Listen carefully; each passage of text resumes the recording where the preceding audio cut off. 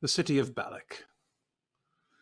Once the crown jewel of the many cities on the edge of the Silt Expanse. At a time of crisis, of chaos. Caesar vanished, deposed, dead? No one really knows, but in the power vacuum created by his absence, things have changed. And as they do, adventurers move, find new paths, and new directions as we tell new tales from the Silt Expanse. Hi, I'm Chris. I'm your Dungeon Master for, well, the next 3 hours at least, hopefully, and for the entirety of this campaign set in the Rise of the Veiled Alliance. You join us for the first episode of Tales from the Silt Expanse, and before we get too much into the weeds, I think it's probably best if we meet our players, so why don't we go around the table and get a chance to meet everyone before we dive in too deep. So, my name is Chris. I use he and they pronouns. And why don't we go around here with everyone. Please give your name, your pronouns, give your character's name and their pronouns, and maybe one sentence about them before we dive in too deep. Toby, do you want to start us off? I'd love to. Hi, everyone. My name is Toby Osmond. I go by he, him, as does my character, Rysar Ruathamir, who you may know from such Dungeons & Dragons campaigns as Rise of the Veiled Alliance, Leg 1. Still alive, everyone. Was that it? Oh, I'm an actor. Mediocre at best, if we're honest. And pleased to be here, and I'm pleased to be playing with Don, who was the previous Dungeon Master, and I'm also pleased to be joined by Cord, who of course was a previous player, but I'm very, very pleased that Chris is DMing us, and we have 2 new players for a Dark Sun setting. But I don't want to introduce everyone because, you know, probably said too much already. Bye. Yeah, thanks for rambling, Toby. We all knew that would happen, didn't we? Let's go around and Kiana, do you want to introduce yourself next, please? Hi, I'm Kiana. I use she, they pronouns. I'm all over the internet as Kiana S. But today on this show, I am playing Rickus, who's they, them pronouns. They are a Tory rogue who's full of energy, and you don't know which way it's going to be used. So hope it's for the better, because otherwise it's just chaos. That's what I'm here to do, be chaotic. Splendid. Thank you. Cord. Hi everyone, I'm Cord, or Mythomatic. I use he, him pronouns, and so does Kronqual, my character. He is a turtle who is he's got a little bit of psionic powers, and he just wants everyone to get along, and he just wants to live in this world that he's learning. I'm saying too much, but yeah, that is my one sentence. Ish. Thank you. Don? Hi, everybody. I'm Don. You can find me online at Donathan Fry. I'm excited to play in this today. I will be playing Gulag. So my pronouns are he, him, and Gulag's pronouns are also he, him. And Gulag is a half-giant ranger and an ex-gladiator with a heart of gold so far. Thank you, Tom. Should have said that. And Bree. My name is Bree, and you can find me on Twitter as Brito with 3 E's. I use she, they pronouns personally, and Kita uses she, her. And a sentence about her is that she is the mysterious brooding type, but we can't necessarily figure out if she has a heart in all of that darkness, so we'll see. Lovely. Thank you very much, everyone. So, where do we pick up? Well, I think we pick up with all 5 of you in Balic, in an abandoned townhouse that some of you have been staying in. Rysar, you've been visiting Kronqual, you've been hiding Gulag, you've been summoned Rickis, you've been dragged, and Kita, well, you've sort of been brought along for the ride at this point, as all of you have been brought to this townhouse together for various different reasons. And as we meet all of you, you are currently in the beginnings of what might turn into a Mexican standoff, it looks like, with Rysar protecting Kronqual, both standing on one side of the room, looking a little confused and worried. Rickis, you and your brother are in the middle of the room, watching all of this unfold around you. Seren is trying to take all of this in, this mess of people he has found himself amongst. Kita, you're in a corner, currently staring daggers? Staring down the massive half-giant in the other corner of the room, Gulag, as all of you try to make sense of how you've all ended up in this particular situation. Rysar, since Caesar vanished, was removed, disappeared, you have been trying to make your way in the city, trying to understand a bit more about what's been going on, and have been visiting your friend Kronqual, who is hiding out, currently blamed for the death removal of Caesar, thus trying very hard to understand his place in the world, even though he wasn't present for the death. So how could it possibly have been him? Maybe there was an evil version of Kronqual. He's not sure, but the confusion is setting in regardless. Gulag, you were summoned here by your friend, the leader of House Jarko, Taruk. And Rickis, Seren decided this would be a good place to try and find Taruk to clear your names after a thievery went wrong or really, really right. We're not sure yet, but certainly chaos reigned, and well, hey, that's Rickis's brand. And Kita, you bumped into Rickis in a small bar in the outskirts of Balic, and Rickis dragged you along for the ride, ostensibly maybe as muscle, maybe just out of sheer intrigue in your personality. But yes, at the end of our session 0, this is where we ended up, so... As you all stand in this room, unsure of quite how you got here and quite what's going to happen next and how you all feel about each other, there is a sharp rap at the door. Kita, you are closest to the door because that's the corner you ended up in. Okay, so I'm just going to stealthily grab the hilt of my dagger, and I'm going to slowly open the door. Very cautious. Okay. Does anyone have any issue about the door being opened, considering the makeup of the room? I think Gulag being much taller than everyone else, he's like ducking to kind of like not hit his head on the ceiling of this room. And when Kita starts going towards the door, he just sort of shoots a look confused to Rysar and says, "Boss, are we expecting more guests?" And Rysar, I would like to just like do a quick sort of like walk into my familiar who's just like circling above in the skies and try and get a glimpse down. If I can't, I'm walking straight back. I love how we're just still walking from Game of Thrones. But yeah, I'm looking through the familiar's eyes and seeing if I can get a glance of who's at the door, but then coming straight back into myself because I'm terrified. Of course.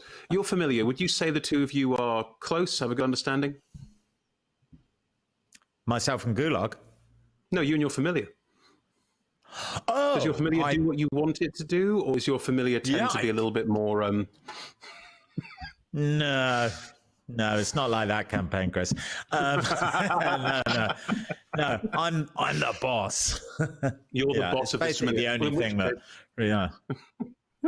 In which case, your familiar is basically flying around the doors. That's where you sent it originally, and is still looking. Can you describe your familiar so we get a good visual? Yeah, it's a Kronqual, which is like a sort of it's a Dark Sun Athas native creature. It's like a sort of vulture-like creature, quite horrible. Excellent. Don, you probably know a better description. It's pretty good, yeah. Let's say it's got, has it got a sort of lizardy quality, a lizard-like reptilian vulture. Yeah. It's like a vulture. Perfect. It's doing a quick sort of circle of the door and looking down as you quickly walk into its eyes and look down at the doorway. You can see a thrycreen, an insectoid creature, humanoid, quite tall, standing with a quite muscly, well-built tarry or rat folk who you recognize immediately. Yeah, okay. Oh. Okay, good. Yeah, I will. How do you respond to Gulag now that you have seen this? It's fine. Okay.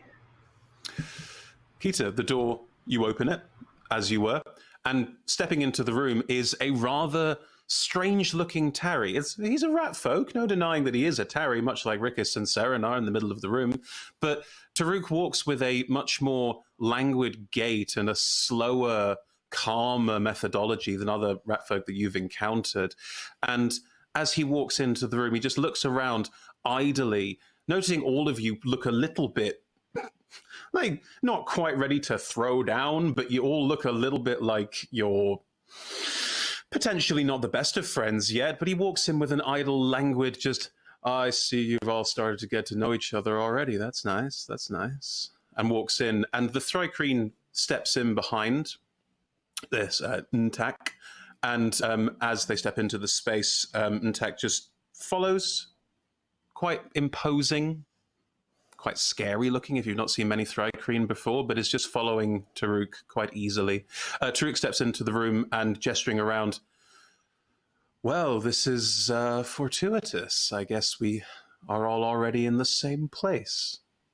Good. Looks around and then sort of stops slightly with Rickus and Seren and then looks back at Keita and stops slightly again. I'm sorry, seems we have guests as well. Do I know you? Knew it. Seren is looking a little like, hey,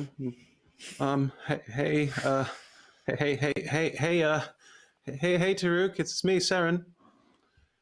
Seren, yeah, sure. Okay, and looks over at Keita by the door and raises an eyebrow.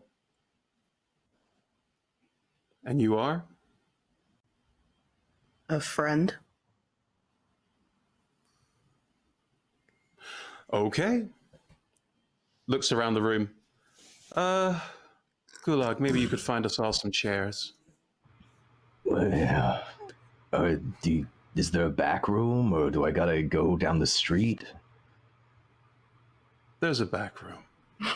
Oh, good. And kind of stomps over. There's a number of people here now, and he's very careful to not accidentally step on anybody or trip over anybody, especially the Terry. And he kind of gives a wave down to maybe Rickus as he passes by towards the back door. To gather some chairs. If you open the back door, if you open the back door, there's a couple of, there's like a dining room in there with a couple of chairs. You can probably find a few. Finding one to fit you might be quite tricky, but you can certainly collect various things people can sit on. That's no problem at all. Sure. So imagine he's stretching his arm in because he doesn't it's a little more crowded, so he doesn't want to actually go in, and he's grabbing chairs and just kind of throwing them back over his shoulder a little haphazardly. And he's looking for one that would fit him, and he can't find it. So I think he turns around and he sort of sets up all the chairs, and he just plops down on the ground with a rumble. You did say you were throwing the chairs, and so just to check, is anyone catching any thrown chairs? I'm avoiding them. There's clonk, clonk, various chairs come flying into the space, and eventually they're all just carefully slid into place. And then what kind of shape does Gulag make? Like a circle? Is it like a circle of chairs? Like a first-year drama club meet? Yeah, I mean, I would say it's probably not any shape. They're not even facing each other. He just sets them up into random places. There you go, boss. Thank you very much. Sits down in one of them. Please. Gestures to all of them. Does everyone sit?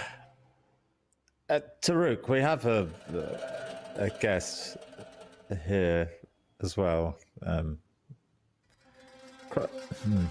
The K tort.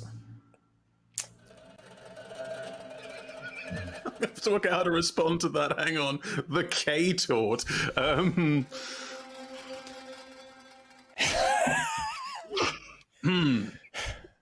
Okay.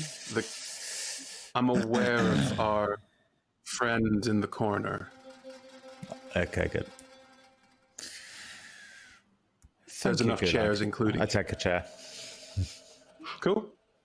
Everyone else take a seat. Does anyone not take a seat? It's definitely the same type of apprehension that we're having here now to taking a seat is definitely happening in character too. It's just like they do. It's like, is this a trick question? I'm assuming everyone sits down unless someone specifically says that they don't take a seat and sit down. Just yeah. Yes. We left Kronqual at the end of session zero, in the corner, invisible, in his shell, hiding. I didn't let the viewers know that. He's still there, and I think he's going to continue to stay until he hears the word that it's safe.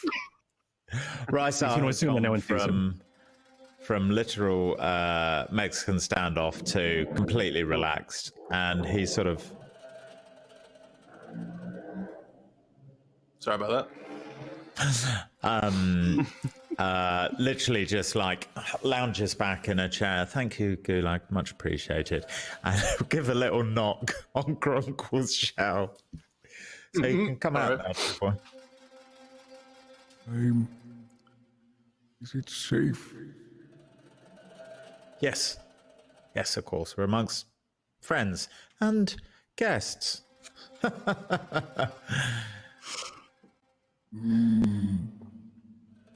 right.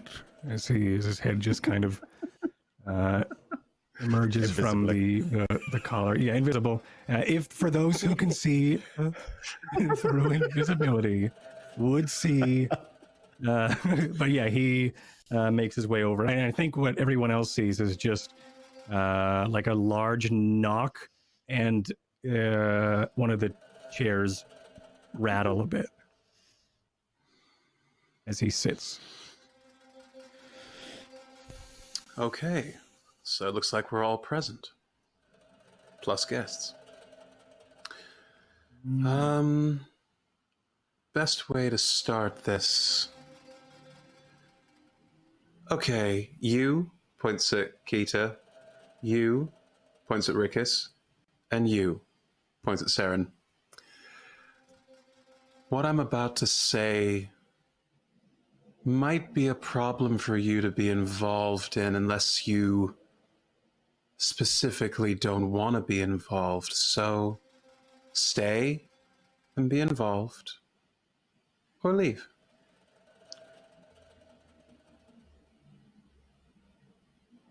Saren sort of Rickus looks over to Saren. shuffles a little. Saren shuffles a little and just like leans across to you. Sorry, leans across to you, Rickus, with a kind of. I think this might be part of how we get out of this. It's fine. Just. Sure. I mean, I thought you said that you knew this guy, but he clearly wasn't expecting you, and now we're part of this thing. No, I know him. No, I know him. We're really close.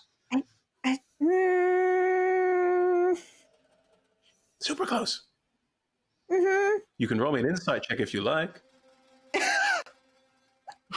Sure, why not? Screw it. First roll. Go on. Nope, that's a 7. I think Rickus is true. Rickus Your is, brother yeah. definitely knows Taruk super well. They are so close. Like that's what you get from that. Yeah, cool. Awesome. I think Rickus's focus is also on the weird moving chair and disembodied voice that has just happened. And so they're just like staring over there while they're still having this conversation with their brother. Who are just like, Keita, how are you feeling? So I'm still distracted by K Tort, and I'm like, oh my god, he's so cute. Like, I just want to hug him. But like, of course, she doesn't let people see her uwu eyes, so she's gonna kind of snap back into like what's exactly happening. And she's gonna say, I guess I'm staying. Great. Okay. Kronqual, if you'd be so kind as to reveal yourself. I stopped concentrating on the invisibility spell. I think while he phases in, or while the invisibility is lifted, you see him kind of look around. And he tries to stand a little taller. Can you see me now? You can all see him now. Whoa. Hello. I am Kronqual. Kronqual is I. But before you make any assumptions, I did not kill Caesar. Okay? I mean, I wasn't thinking that before, but now I have questions, and I mean, normally you wouldn't say that type of stuff unless you're obviously suspicious. And before I didn't have any suspicions of you because you looked like, just a turtle other than like a disembodied voice, and now you're a turtle. But now I have questions. Turtle. And I have answers. Okay. He waits eagerly. I think Gulag scratches his chin and cranes his neck a lot closer to Kronqual. He squints at him, trying to figure him out. Can I roll an insight check? I want to know because Gulag, he really does think that Kronqual killed Caesar. Like, that's what everybody's saying. That's the news on the street. Right. It is. It's all the Twitter. All right. You've heard the bard sing. Uh-huh. It's an 18 on insight. Oh, well, there's no need for a contested roll because Kronqual's not lying. This turtle, and turtles are very strange to you anyway, you haven't encountered many. Something about this turtle's demeanor, way of speaking, character, comes through as this very calm, benign, gentle soul. And you can tell, even from that small speech, that there is no way this figure is involved in the death of Caesar. He kind of bobs his head a couple of times, still squinting at Kronqual, and he says, I remember when you were in the Criterion, you were offered a job to fight, but you didn't want to fight. No. But I was there when you said you have answers. Can you share them? I can. I need a question to be posed so I could then have an answer. Otherwise, I would be rambling, and I don't know if you would want me to ramble. Taruk cuts across you both with a, suffice it to say, the looks can be deceiving. Do you want me to Keita, ramble? No.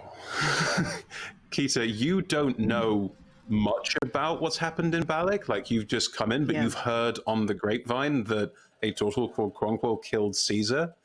but listening to how people are talking here, you do get the strange sense of some kind of plot and or conspiracy, which might either make you go, ooh, juicy, or it might make you go, no, absolutely not.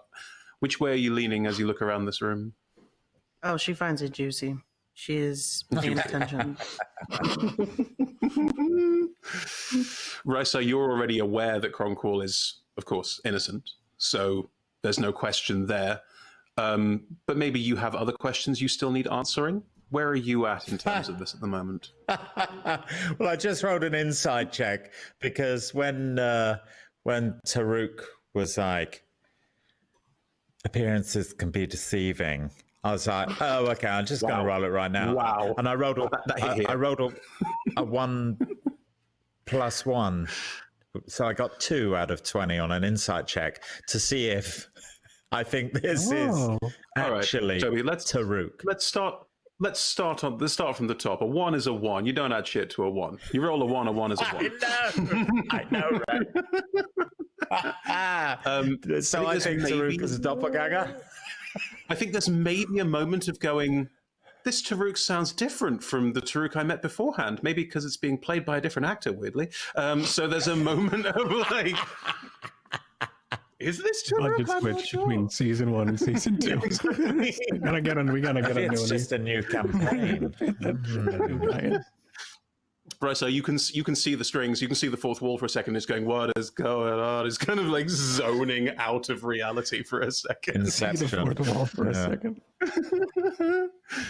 Rickus, Okay. you had some questions now that someone opened their conversation to you with, and I definitely didn't kill that guy. So Yeah. after some of this unfolding and looking at the reactions around the room to all of this, how are you feeling? Your brother is just sat there doing his best. Yeah, I understand everything that's going on here. Okay, cool. Yeah. Rickus has no tact. That's not what they have at any given point. And so they're just like, so you are accused of killing. Wait, that's Caesar. Like, actually, that whole incident that went down, that was you? That was you. Okay. And then you said you didn't do it. And, like, looking at everybody and everything. And it seems like everyone's on board with that, so I guess I'm on board with that. So you're just hiding out here, I guess, because people think that you killed Caesar. Yes, you get it. That's precisely the reason. And he's hiding here because I put him here. Okay, so you two know each other, and obviously allies, and then you, and points at Rystar, obviously connected with this. You hired him at Gulag, pointing at Gulag, and it's like, and to Rystar. Clearly. It's like, hired. I'm friends with everybody. It's very Well, friendly. if we're all on the same page, why don't I cut to the quick? Chris, the door is closed, right? Yes. Okay. And Tack closed it, and Tack's not a fool. Okay, so what I tell you now has to remain within these 4 walls for the time being. Got it? Good. The reason Kronqual is accused of killing Caesar is because someone who looks like Kronqual killed Caesar. And when I say killed, he's not dead. He's gone, but not for good. And that's where we all come into this, especially with our new friends as well, of course. Caesar's been taken far away, across the Silt Sea. I don't know where, but he's alive. And I'm not the only person who knows that. House Tomblador have been making some moves here in Balic, as some of you may have noticed already, and they also know that Caesar's out there. They're putting together a couple of people to try and find him, to save him. And I don't want that to happen. I want Caesar to stay gone. And I want people to go and find him and make sure he doesn't come back.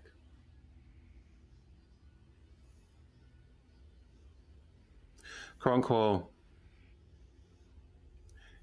you haven't got much choice in this, so I'm just going to tell you, you need to leave town. You need somewhere safe. I'd like you to go and do this for me. I don't wish to be in Balic any longer, so the sooner the better. Fantastic. That's one. I don't like being somewhere where I'm not wanted. And that's why I want you out there. Do you remember your travels in your mind that you mentioned? The strange island? I recall an island in my most recent way walks. Yes. Do you think you could find it?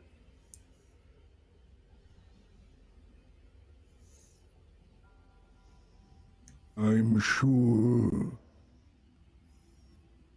I could try to find it, given enough time. A total. Time is short. Time is very, very short. House Tomblador have many silt striders, many ships, many things they'll be able to find their way through the Silt Expanse with little difficulty. But I have something that they don't. Speed. I can make you travel faster.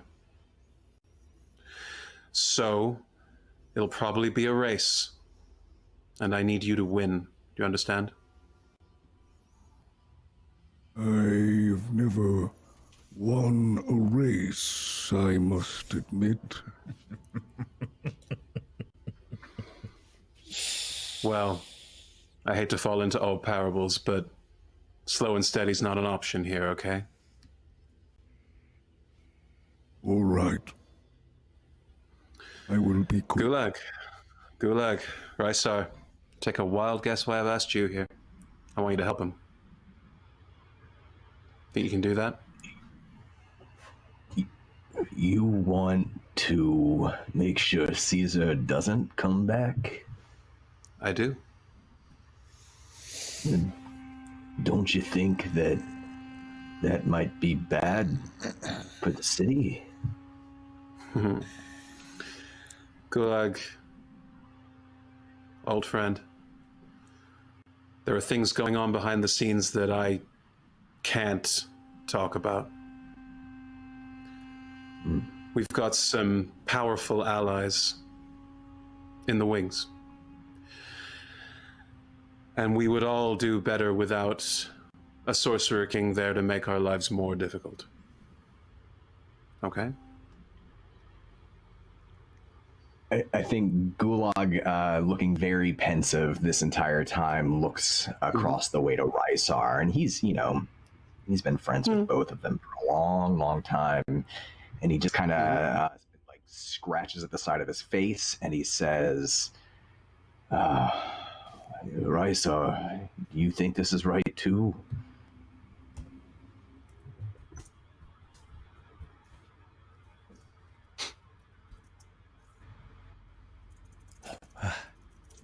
Everyone back?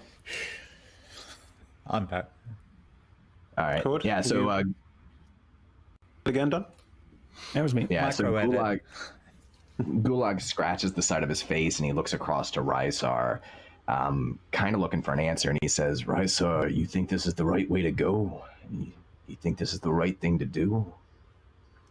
Now, Rysar, before this Yes. point, you and Taruk have already had a discussion about some of Taruk's friends with the Veiled Alliance. You already have some of this information. You're aware of some of what Taruk's been up to, but this is the first you've heard of finding Caesar. But you have political interests here that you may not want to share yet. Is it also the first time that I've heard that Caesar may be alive? Yeah. I would like to. Rysar sort of six. He looks very pensive as well. I mean, probably a different pensive to the half giant. And Rysar often is pensive, but looks pretty cool. At the moment, he's looking pretty pensive. And he sort of retreats into his mind and then sends out through his third eye into Taruk's mind using the way a message. And I would like to telepathically say to Taruk, these people here are strangers. Do you trust them?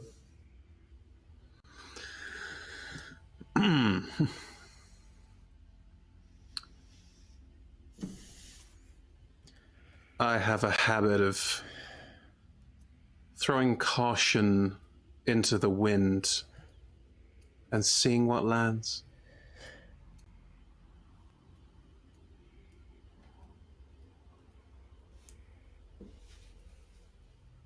Rysar would then like to say out loud, "Ha ha! Yes, of course, friend Taruk and Gulag. Yes, let's do what the master of the house here says.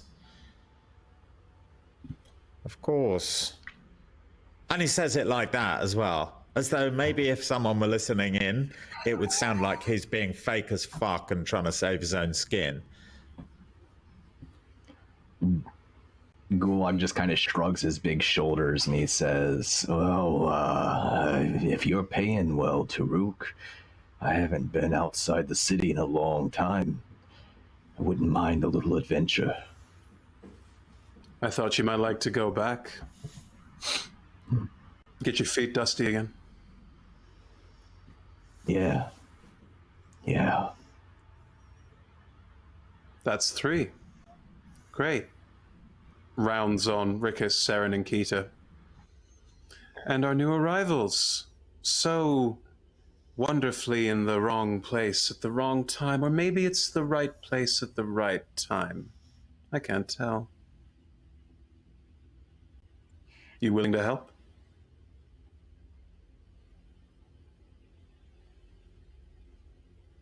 Rikus looks over to Saren. Saren's just like looking at you, looking back up, Daruk, looking at you.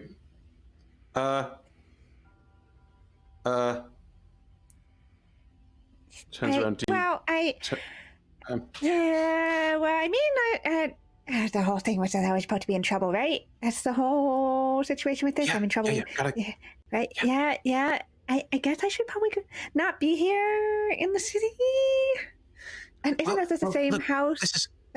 This is perfect. Yeah? This is perfect because you can go and you'll be out of here and you'll be safe and that'll be great and then you're paying off your debt to Taruko. That's fine. This works. Yeah. We're in debt with him right now. Is that what's going on? I didn't realize that was what was going on. I mean, if he's helping you and me, then yeah, maybe. I don't know, maybe. Saren turns to Drew. If my sibling goes and helps, then you'll look after us, right? Sure. Happy to. Taruk's a little bit like dumbfounded by the two of you, but also like interested to see what happens here? Okay. Yeah. I'll happily let your sibling come along and protect you in return for this favor. Okay, cool. Yeah. We'll both be good then. And turns to Kita. And what's your price, huh? What do you need?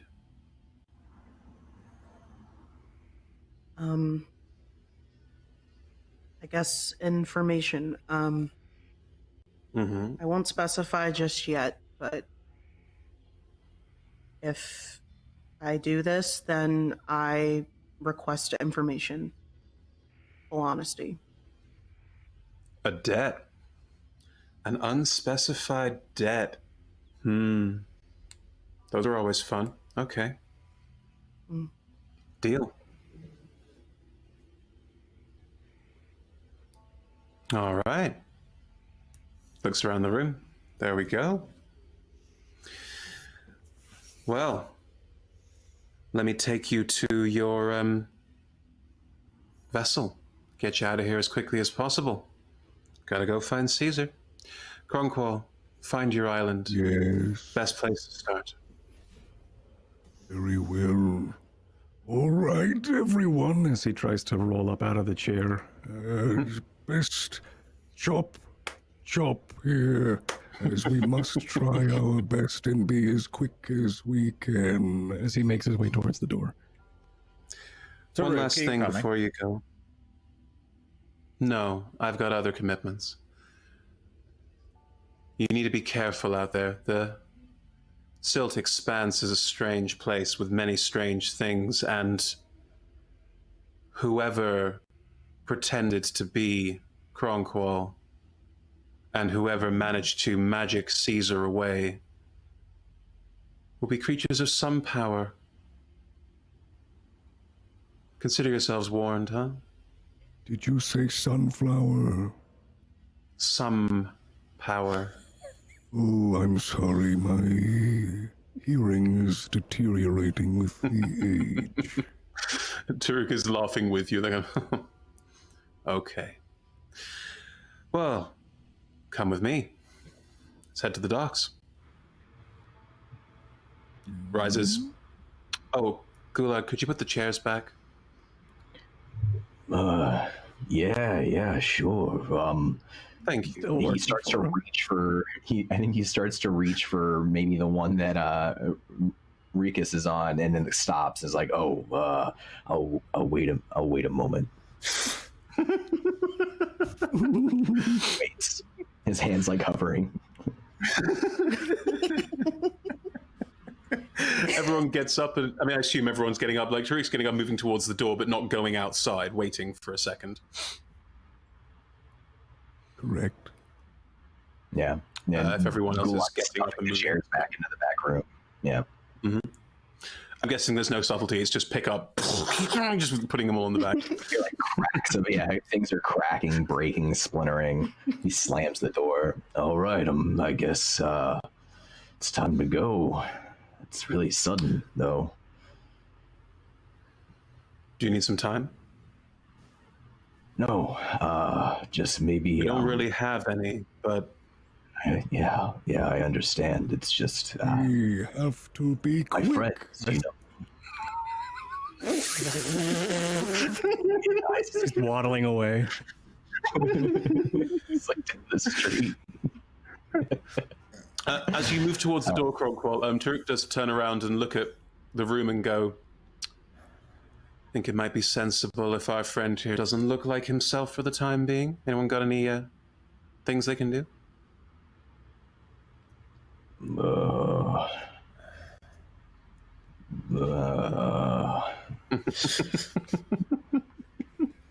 Takes off his toga, and, like throws it on top of him.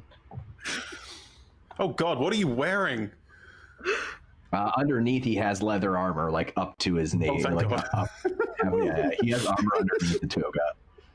I had a vague image of like a Heihachi Mishima style, like really tight up, like massive thing. Oh god, Yeah. my goodness for that. Okay. Throw it over Kronqual. Kronqual, you're currently wearing the world's biggest toga. Oh, I can't see anything.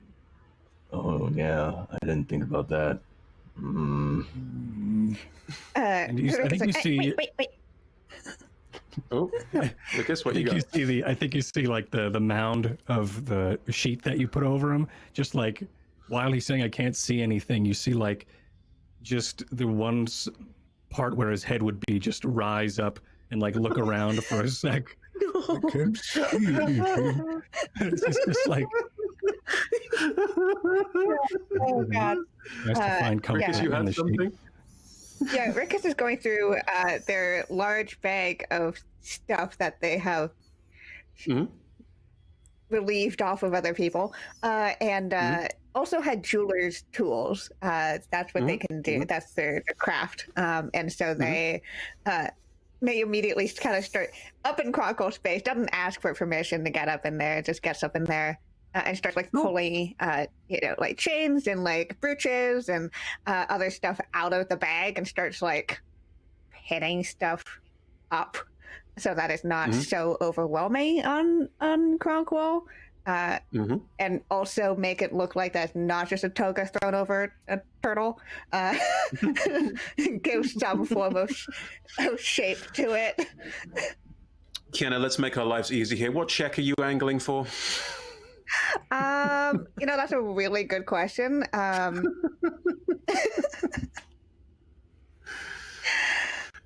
you using a toolkit? Is it using your tools and proficiency? Is it some kind of performance? Tools.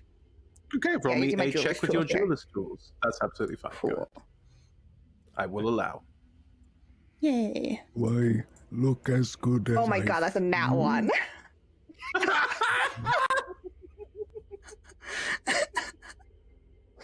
I think my Kronqual Love does this. not look as good as he feels. No way. I think you've probably just like artfully draped it, but now Kronqual's feet are really visible and Total feet are very obvious. So if anything, you've made the effect worse. Perfect. Taruka's just standing by the door watching all of this, and just, I did mention time was of the essence, right? That did come up in our conversation a second ago. Oh, we should. I can't see. And I think he tries to just wrestle the sheet off. And then We must away. and he like tries to find an alley to duck down, but he also doesn't know the area very well. But you're still inside the house. You haven't left the house yet because there are people Oh, I thought we ran. Oh, okay. Oh, okay. No. Still in the house. At which point, okay. Taruka's going to do the sort of lean, like the sort of leaning around Kronqual to catch Rysar's eye and just raise the eyebrows. Way less graceful.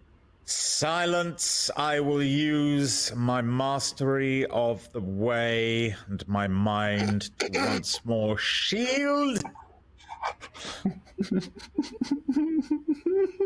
Okay, taught.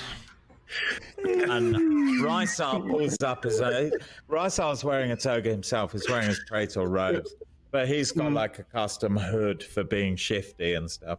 So he just slides his hood over himself, and he pretends to be delving into himself, and just basically looks like a child who's like playing castles or ghosts or something, and he becomes like a ghost in a sheet himself, and then casts invisibility in no way using the way, but using his bewitchery sorcery, which is highly illegal in Balic.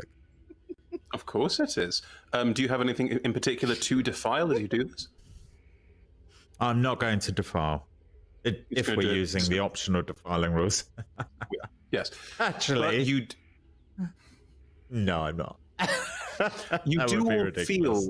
everyone feels a strange sort of like slightly odd, like necrotic tugging at your soul that very quickly subsides as it is cast. Those of you who have experience of the difference between magic and psionics might have some questions, but it all fades from view. The toga doesn't, so it's now just a floating toga, which is, if anything, even more noticeable. But Kronqual himself has faded. Why look as good as I feel? Don't know how to answer that. Gulag, do you take your toga back? Yeah, I better just take this off. Excuse me for a moment. And he like tries to get his fingers in the chain so he can like lose. It's like when you try to untie a really tiny knot, your finger's much too large. He's like ripping at it, and eventually he gets frustrated and like attempts to lift Kronqual up just enough to kind of slide everything up off the top of him. Fine. No check required. You do. Okay. We can move on. So you can now leave the house.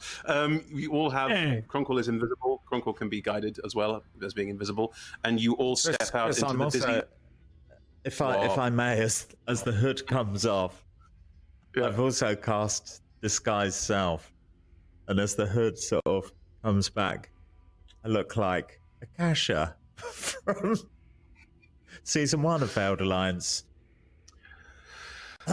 Toby, I believe invisibility is a concentration spell. Is Disguise Self a concentration spell? Oh! Disguise Self is...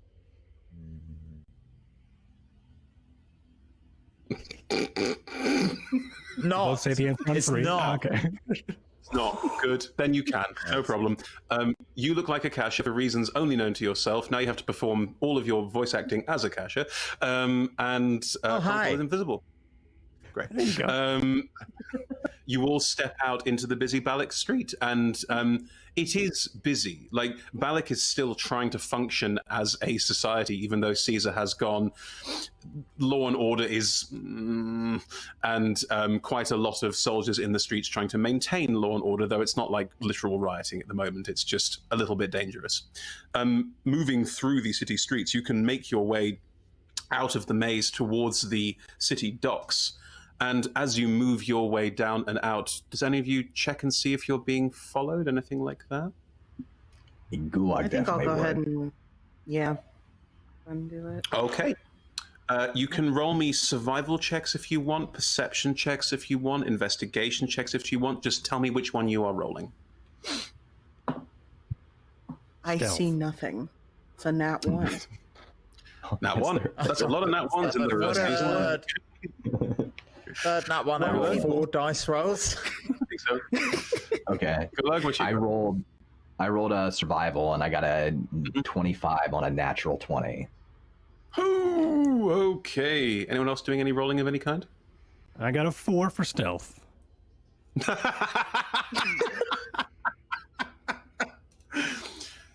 Good.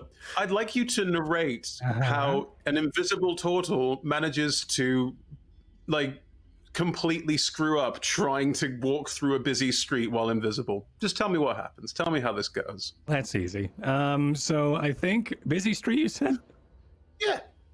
Okay, I think he tries. I think he's seen Merula in the past sneak into crowds and disappear with people around, and I think what he does is tries to do the same. But he's much bigger size and tries to disappear into a stranger's crowd. But to anybody else who's not Kronqual, sees some people just go, ah. What the? He's just bowling into people, but every time you walk past a group, there's like ow! Did you see someone? People just like what's going on? Completely, exactly, jostled and pushed around. But to Kronqual, he's got like his head down and he's just knocking into people and just trying to duck and weave, but he's bumping into people. Yep. Great. It's going well. Some people around you are noticing that there's something weird going on, but the few that do sort of like go, hey, what's going on here? See this group of people, especially Gulag, moving through the streets and kind of like, and just look away and try not to get involved. Very much so. Gulag, you I got a rolled 16. On what?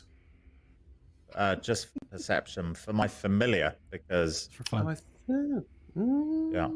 So as you are walking along, how do you make sure you can keep walking and not trip over your own feet as you walk into your familiar? I'm just putting my hand on Gulag's knee. A bit weird. Maybe hip, thigh. Well, it's just that sort of level, isn't Even it? weirder. Yeah, hip, probably. Okay. As you form a dancer's step with Gulag for reasons only known to you, Gulag, Brysar's sort of gripping onto your hip a little bit there. So, You all right, boss? You feeling queasy? I felt a little queasy back there for a moment. Oh, yes. It's me, Lady Akasha.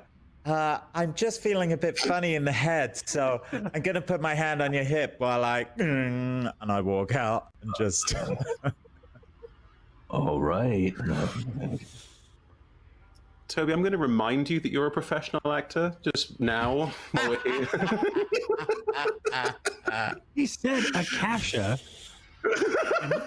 He didn't say Akasha. It was totally American. Anyway, you walk into your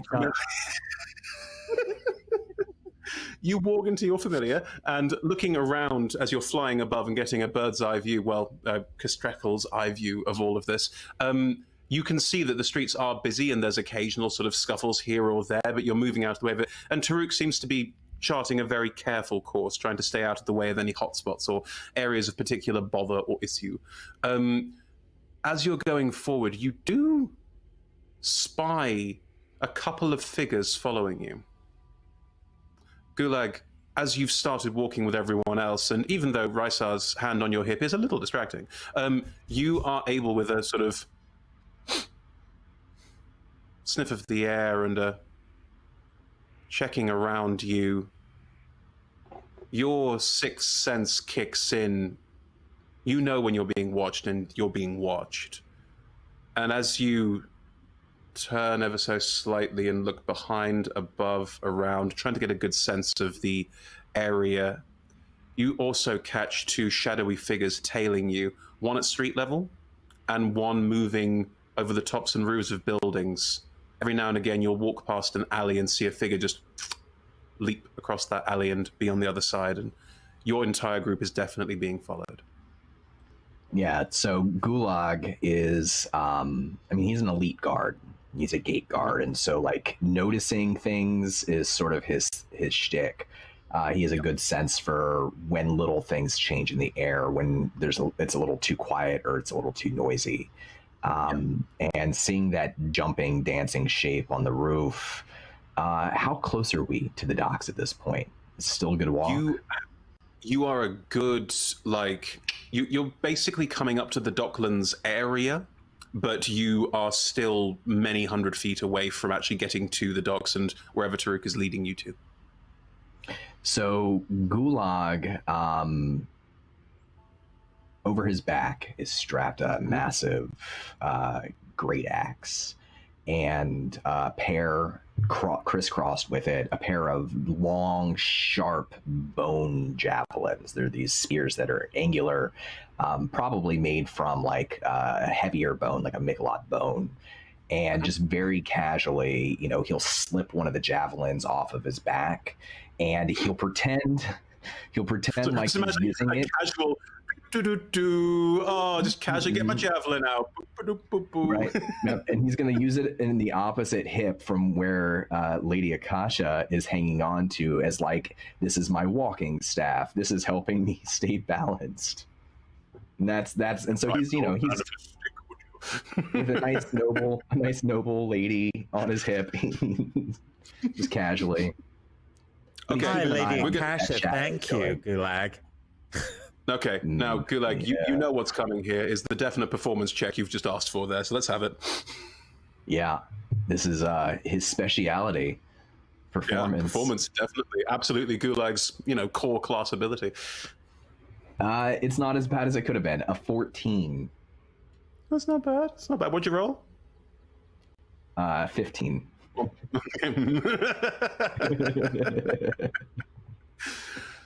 I mean, the curse of the DM playing and getting all the bad dice rolls is not hitting you yet, but we'll get there.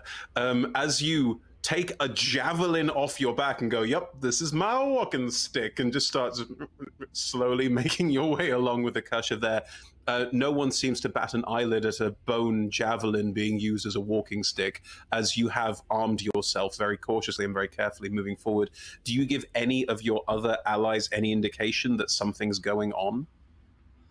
Yeah, I think him and Rysar work together a lot, and he knows that Rysar has tricks, and so just very casually, especially since Rysar's on his hip right now, you just kind of like over his shoulder, grunt down, "Boss, we've been followed. Someone up on the roofs, someone else behind us, probably more."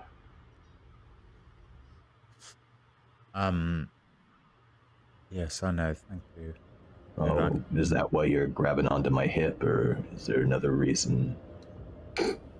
I'll let the rest of them know. Rysar would like to. Leave it unspoken. Rysar would like to probably leave his hand on Gulag's hip. Let's get Toby. Stir into it. It's happening. Let it happen. And then I would like to once more use the way to send a telepathic message to Kronqual and to Taruk and say we are being followed. And that's it.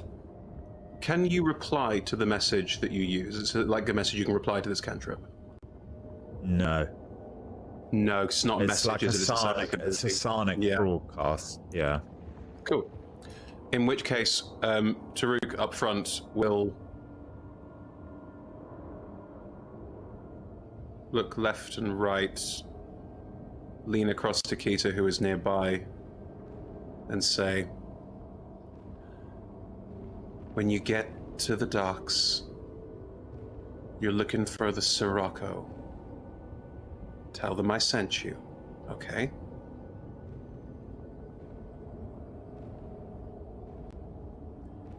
And Taruk and Intak are just going to peel off. They're going to turn down an alley and just walk away. And as they turn and walk, there's a gesture from Intak of, "Don't follow us." And as you all continue down towards the docks, Taruk and Intak just turn and walk away. Peel off. And it's just the 5 of you, 6 plus Saren.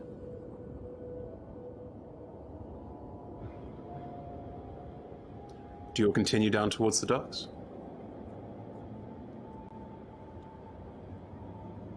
Yeah. Yep. As you continue to go, Gulag, these figures are following you, not Taruk, not Intak, your group, and they're still there. It's still a crowded day in the streets. It's busy. There is that slight undertone of lack of safety. You do occasionally see House Tomblador soldiers walking. They pay you no mind, but they're very clearly flying colors and trying to enforce some kind of peace. And so far it seems to be working, but the tension starts to set in thick as all of you realize that not only are you being followed, but you're currently out in the open with the most wanted felon in the entire city. And you've just been abandoned. What would you all like to do? I mean, we hope we're still with the most wanted felon in the city. You still know. Every now and again, a person in front of you just goes, "Hey, what the?" And you go, "Oh, sorry," coming through briefly every now and again. I'm Kronqual. Kronqual is. I think Rickus is kind of in the middle of everybody. That's what they tend to do. Is they kind of just get into the middle of a group of much bigger people than they are, and kind of looks around at everybody, sort of piecing things together. If they haven't been told that they're being followed, they're literally the only one who hasn't been No, told. you have no idea what's going on. So like, just looking at everybody, looking around, and just I think probably note the shift in attitude in everybody. Something wrong? Just, are we all good here? We're all good here, right? He's and like Rick is kind of like peering around people's legs and stuff, kind of seeing where Kronqual went. He's still there. What's going on? We all good? So, I'm gonna go ahead and lean down to Rickus, and I'm just gonna say very quietly, we're being followed. Don't make it obvious that we know. We're just gonna keep moving to the docks. Okay. I can be real sneaky and stuff. If you need me to go somewhere and do things. Seren leads into your conversation. Hey, what's going on? You know, being tailed. Oh,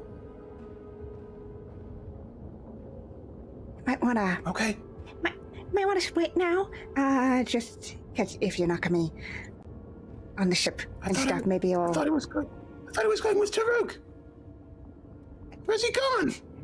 He went somewhere else. Were you not paying attention? No. Oh. Okay, I'm just gonna stick with you for now, and we'll see what happens. Okay. Okay. Yep. Yeah. This is fine. This is totally fine. We're all good. We're all good. We're all cool. Yeah, Good, everything's fine. Cool. Everything's absolutely fine. We're all fine. How are you? Fine. Good.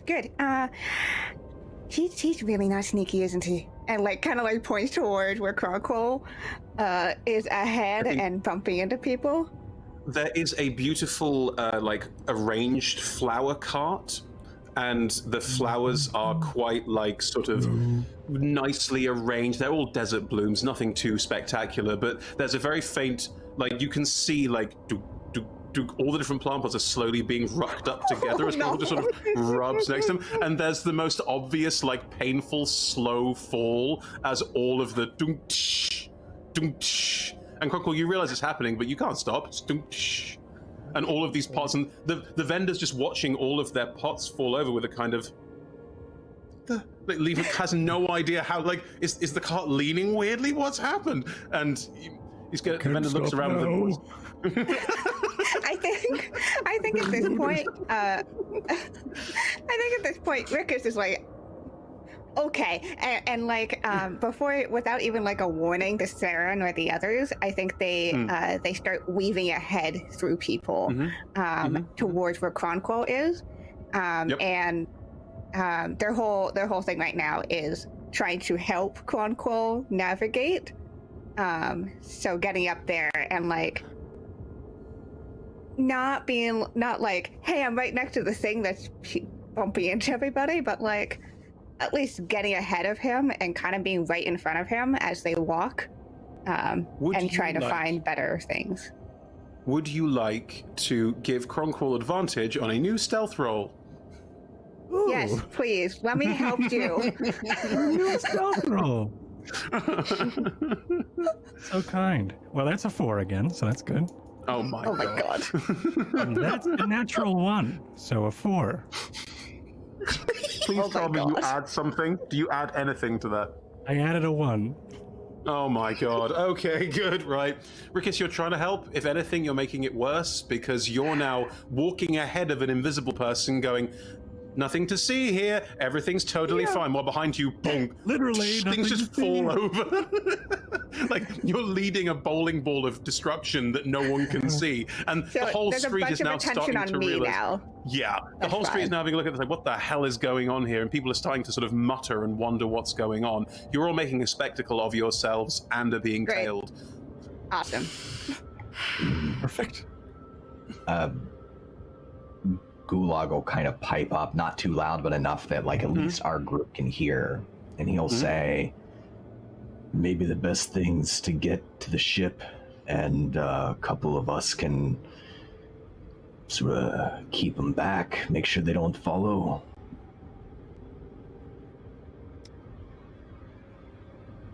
We have to be quick. He's just kind of shouts back to everybody. Oh god. So, okay, this is gonna be bizarre, but I'm gonna take my rope, okay, and I'm gonna make a lasso out of it. Okay. Uh-huh. No, throw it. go with it. Go with it. Go with it. This sounds amazing. Do it. I'm gonna throw it. I'm gonna throw it, and I'm gonna like get it around Kronqual's neck, but it's loose, so it's not like choking him or anything. Okay. And I'm just gonna be like, I'm gonna be like, oh, don't mind me, it's my dog. I have an imaginary friend. Yeah, his name is K-Tort. So, yeah, come on. Can you rake me a performance roll, please? Absolutely. Would you like one from me too? A 19. No, we don't need one. No. Of course, I think it's best for us if you stop rolling dice right now. I don't know. Would be a 2. I got a 19. A little bit of 2. I mean, even better. There we go. Keitha, you have lassoed the invisible turtle, and you are now walking with it as it's kind of like, I have a new weird pet thing. As you do this, 2 Tomblador guards are walking up to you with a kind of, what's going on here? There's a very sort of clear, like, walking towards Rickus and Keita in particular, as the 2 of you seem to be drawing the most attention at this point, and just walk forward and are blocking your route. What are you doing? I'm just trying to get through. Just wanted to go to the docks with my pet. Oh, at last! Another noble house. Oh.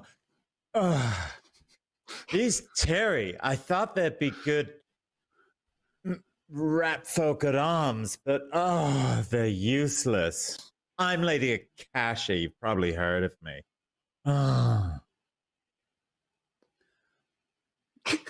I mean, roll me something.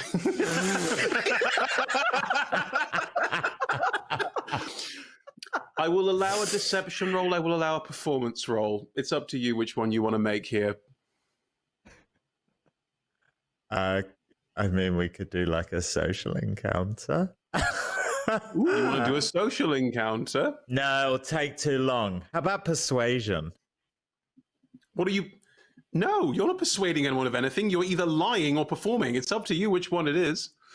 Oh, they're both terrible. I'll do deception because I'm right. Okay. What did I get? 22! Nice. Very good, very good. Nice. How did I get that? Was it a nat 20? Let me see. Oh, it was. It was a nat 20 plus 2. Use proper dice. As you are looking, you are moving...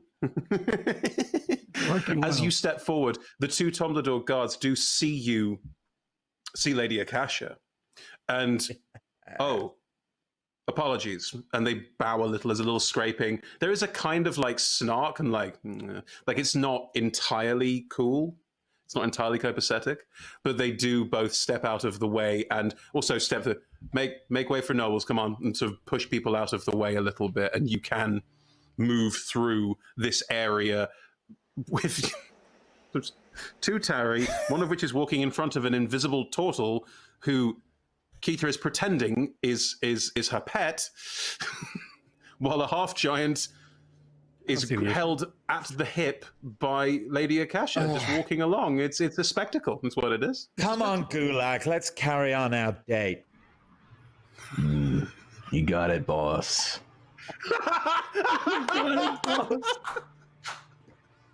I like it when they call me boss. As you walk down the street, you have cleared a path. The spectacle is still there, but you're making less impact and people aren't blocking your way. Gulag, with your 25, you're still being followed. The figures were looking for an opportunity. You can tell like they had stopped. The one behind in particular had stopped and was seeing this as a good opportunity. But you're keeping to quite busy streets, and you've now identified yourselves as nobles, so they are unsure of how to proceed at this point. They're still following you, but they're not going to leap on you at the nearest opportunity, so you may have bought yourself a little bit of time there. As you all move down towards the docks of Balic, and you make your way onto them, the docks are strange if you are used to docks in a non-Dark Sun setting, as they dock directly onto the Silt. You've all experienced the Silt before, you're aware of what it is like, but it is a strange thing to see, this endless grey sea of sand. Fine, dusty sand that rises off the level, the sort of water level, if you will, in these strange puffy grey clouds in places almost. You immediately feel this sense of grit in the back of your throat, in the insides of your nose, the corners of your eyes. And that's a feeling you'll all have to get used to. It's slightly harsh, slightly cloying on the breath. There's a strange dust settling in cracks and crevices feeling that also is slightly shivers down your spine. And you know the Silt could be walked in, stood on, but much like the water that the Silt Sea takes its name after, you can easily sink in and get swallowed up, so it is dangerous. Stepping out onto the docks are surprisingly busy. None of you have spent much time in the docks, why would you?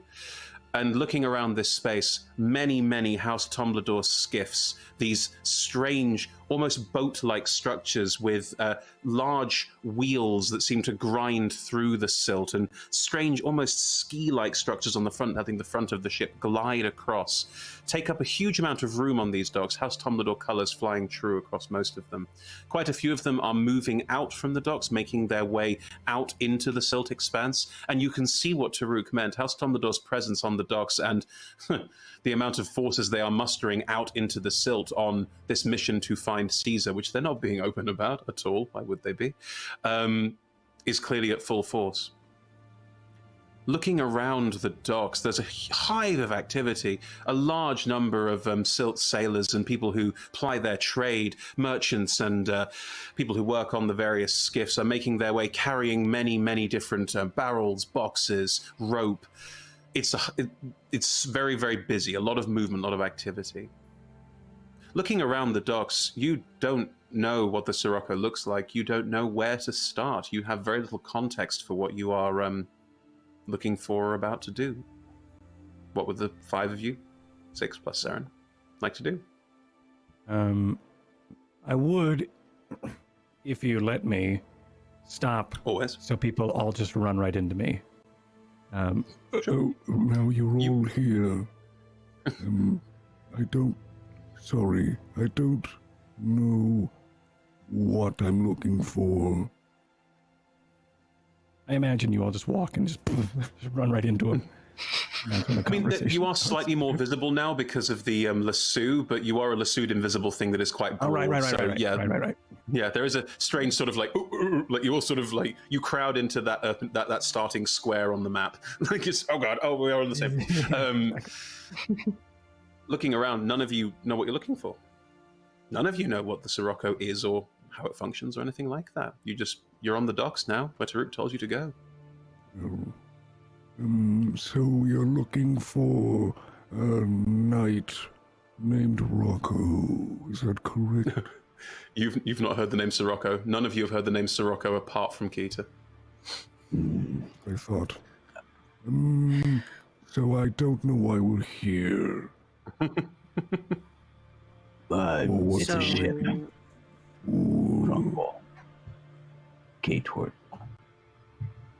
Thank you. Call me my Balic name. Keita, you were saying? So we're apparently supposed to look for a Sirocco. I don't know what that means. So a knight named Rocco. So you still got it in.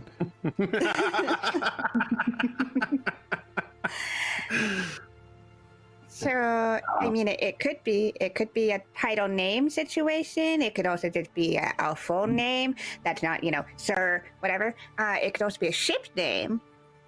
We're looking for something with a name. Yes. Something with a name. The docks Well, is there are a ship? very large. The docks spread quite wide. There are also, like in any large dockland, there are very large warehouses off the banks of it where you could try and find other docks that poke off in different directions. Balic's got a very large, very wide dock bay, so there are a lot of different spaces you could start looking, or you could ask people. There's all sorts of options. I would like to use the plot cheat device of my familiar. Sure. And I would like to get a Kastrekel's eye view of where we are and see if there's any other docks, any other ship. I know we're looking for something that's faster than everything else according to Rook. So if there's some sort of sleek looking cool vessel, probably not flying House Tomblador colors, but maybe it is because Jarko is sneaky. Right, roll me a Kastrekel's eye perception check.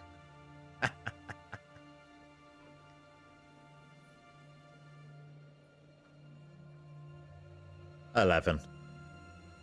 Your familiar flies out over the docks taking a look, and there are plenty of ships that don't have Tomblador colors. They're just mostly in side docks, out of the main thoroughfare, out of the way. You can catch about 10, 15, 20 different ones.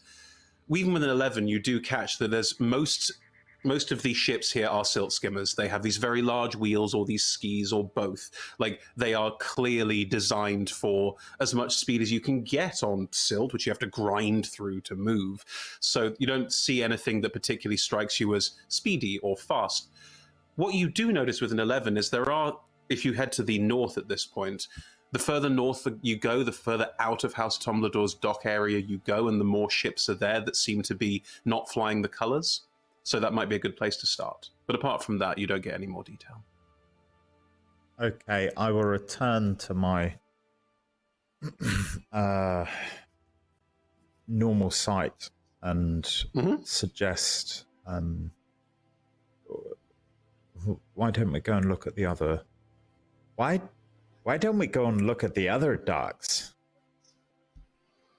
It's just tragic, is what it is. It's just tragic. Okay, you all moving forwards to the other docks? Are there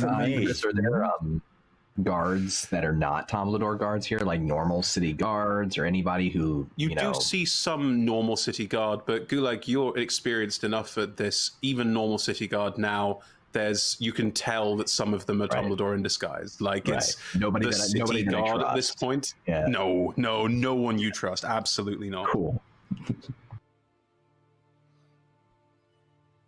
Oh, we're all gone silent again, I think. No? Cool. Have we? No, we're good. Sorry. Right.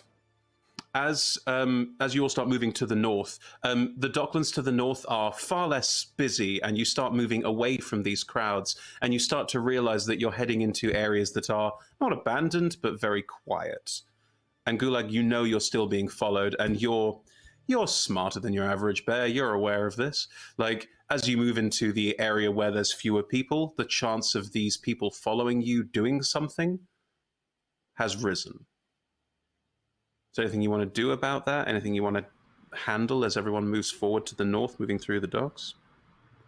Yeah, I think Gulag will kind of just gently as he can pat Lady Akasha / Rysar's shoulder and speak again loud enough that Kita and Rikus and Kronqual, everybody can hear. And he's going to say, "Friends, we're still being followed. So I think I'm going to stay behind and make sure they stop following us. Don't worry. I can catch up if I need to." What do you all do? Very well.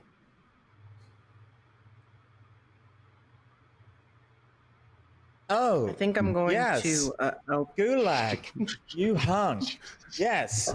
Find me some flowers, and they better be nice. God, I hate bad flowers. Not a lot of flowers in the. Oh, all right, you got it, boss. Bree, you were saying. I think I'm gonna fall behind a little bit and keep watch. I'll probably do some insight to see if I can pick out who's following, because I don't think I've picked it up yet. So As Gulag slows and takes a hiding from his mistress about what flowers to get her, Kita, you can also fall back and wait with Gulag if you like. That's absolutely fine. And roll me an insight check on the crowd. Let's do that. 14. 14. Looking back in the direction that you just came from, you can't single out any kind of like dangerous looking figure. You can see that Gulag is staring back quite intently into the crowd, and you get a sense from eye line of who he might be looking at, but you don't have a specific target as yet. You just know that Gulag's got eyes on someone who's been trailing you. Okay. Gulag, can you roll me another perception check as you and Kita hold back and everyone else moves forward? Yeah, absolutely.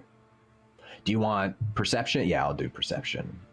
All right. Perception, 4. please, on this, because you have eyes on the figure in the crowd. You recognize this figure moving forward. They're dressed in dark leathers, dark robes, hooded, very clearly keeping inconspicuous. And you're not staring directly at, just turning and like just staring directly at this obvious assassin, but you are keeping an eye on the crowd you are slowly leaving behind, and you think you've caught sight of the figure that was chasing you. But you think slightly too late. There was a second figure on the rooftops, wasn't there? Yeah. As you and Kita are holding back, and you have eyes on a figure, the other 4 of you with Seren, have moved forward. Kronqual's still invisible, and I'm going to say the lasso's been taken off for sake of ease, if that's okay. But Kronqual's still moving forward. Thank you. So Lady Akasha and the 2 Tari are both moving forward to the northern side of the docks, looking for the Sirocco, looking for something that's going to help them move forward, because you've been given some information but don't really have all the answers yet. Right, so are you still walking into your familiar? No? Just flying up above, but you're not directly? I want my wits about me. Okay. As the 3 of you are moving forward, right, let's do this. A figure leaps off a rooftop and lands amongst the 3 of you. And as the figure leaps off and lands amongst the 3 of you, they are going to slash out wildly with a short sword, just very quickly, trying to scare, unnerve, freak out all of you. Lands amongst all, is going to make an attack roll. I'm going to first roll to see which of the 4 of you is going to get hit. Sorry, which 3 or 4? Rysar, Rikis, Seren, and Kronqual, who is invisible. So there are things on we don't want that. No. The figure just lands, quickly amongst all of you, very quickly, quick moves, sudden gestures, and as the figure lands amongst all of you, well, it couldn't be more kismet, could it? Seren collapses to the ground, holding his chest, slashed by this blade. A very quick move, a complete surprise round. Gulag, Kita, as you hear the shout probably coming up from the front and turn, Gulag, the figure that you saw is now running full speed out of the crowd towards their ally, presumably, and the rest of you also pulling out a short sword. Kita, Gulag, anything you particularly like to do? This figure doesn't get a surprise round. They're just running straight in. I think I'm gonna try and throw one of my daggers to see if I can pierce him, to kind of make Great. sure that he. Cool. Yeah. You don't roll the attack roll yet. You grab a dagger and are about to throw. Gulag, are you doing anything? Yeah, I think Gulag's eyes go down to Kita, who's by his side. He's sort of like, he tried to play this off like maybe he was looking out over the horizon, and then he's kind of looking over his shoulder, and now he sees this figure running, and he sees Kita reach for a dagger. He's still got his javelin in one hand, and very not casually, he reaches over his back, grabs the haft of his dark iron axe, and he takes this great axe off of his back in one hand with the javelin in the other hand, and he leans back a little bit and he watches Kita. He wants to see what Kita can do. Cool. As you two pull out your weapons ready to strike, and as the other four, an assassin amongst you just slashing out wildly. That's where we'll pick up after our break. Join us in 5-10 minutes. We'll see you very soon. How are we going to enjoy our break like that? I know. How are we going to do that? My problem, isn't it?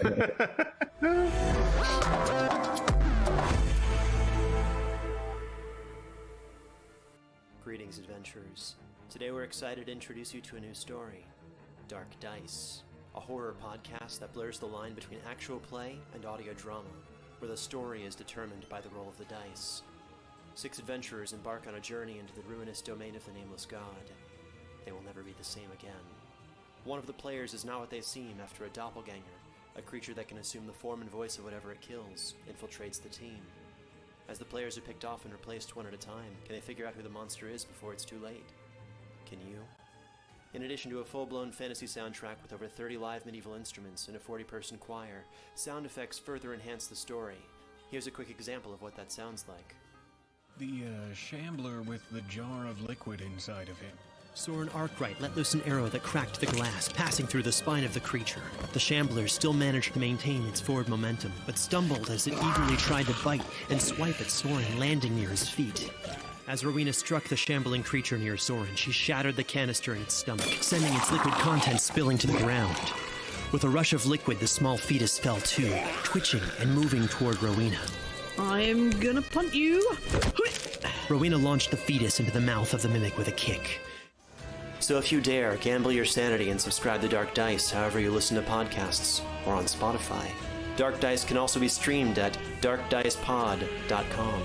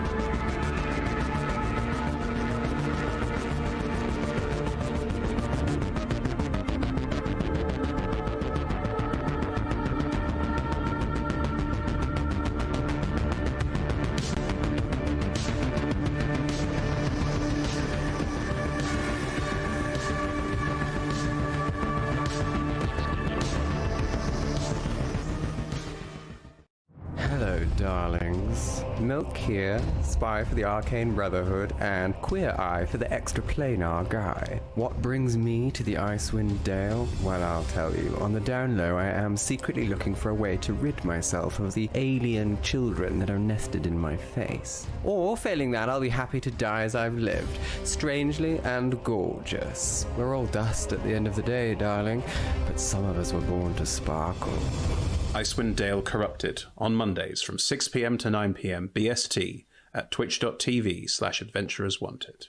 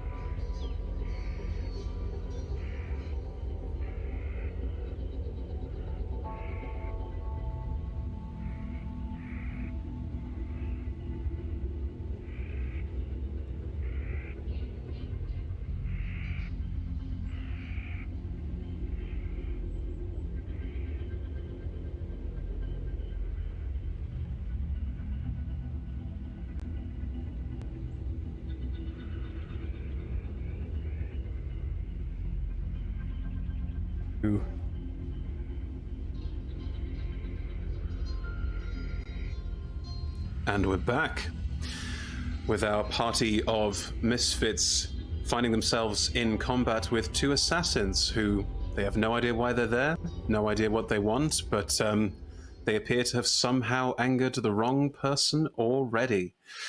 Running out of a crowd on the docks towards this scuffle that is forming, one assassin running directly towards Kita and Gulag, who have separated themselves from the rest of the party, hanging back a little to try and offer some support. However, one assassin has leapt from the rooftops into the midst of the rest of the party, currently standing in between the invisible Kronqual, who they don't know they're there, and Rysar, currently disguised as Lady Akasha, and Rikis and their brother Seren, currently slashed across the chest and fallen to the ground, holding on to a slash deep across their midriff very, very tightly.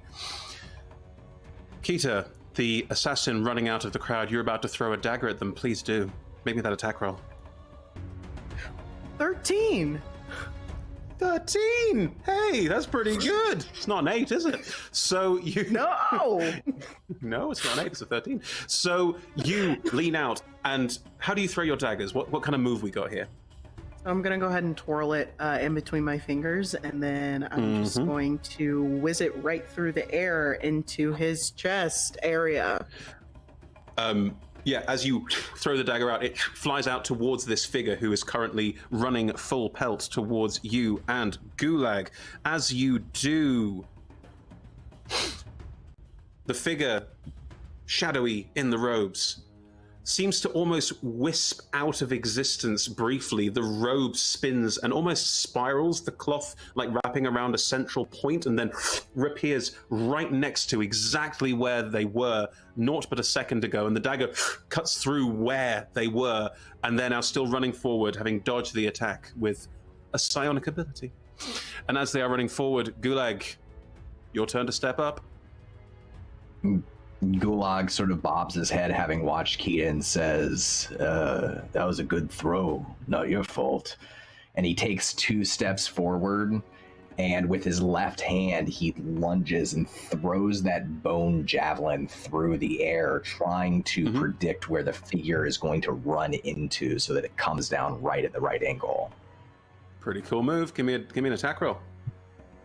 All right. Bone javelin. A 20. Ooh, yeah, can't dodge that. With a 20, the javelin, you gauge exactly where the figure is going to be going and throw it to catch them off guard. And as you do, the javelin strikes through the air and impacts them, directly cutting into the thigh and straight through and out the other side. Can you please roll me damage on that? Yeah, and how far away are they, just out of curiosity? By the time they've got to this point, which you were throwing it towards, they're about 20 feet away from you. Perfect. This would be 7 piercing damage, and after he throws the 7 piercing. Oh, I heard 20 piercing damage. No, What? 7 piercing. 7 piercing. Casually do that. All right. 7 piercing damage. Yep.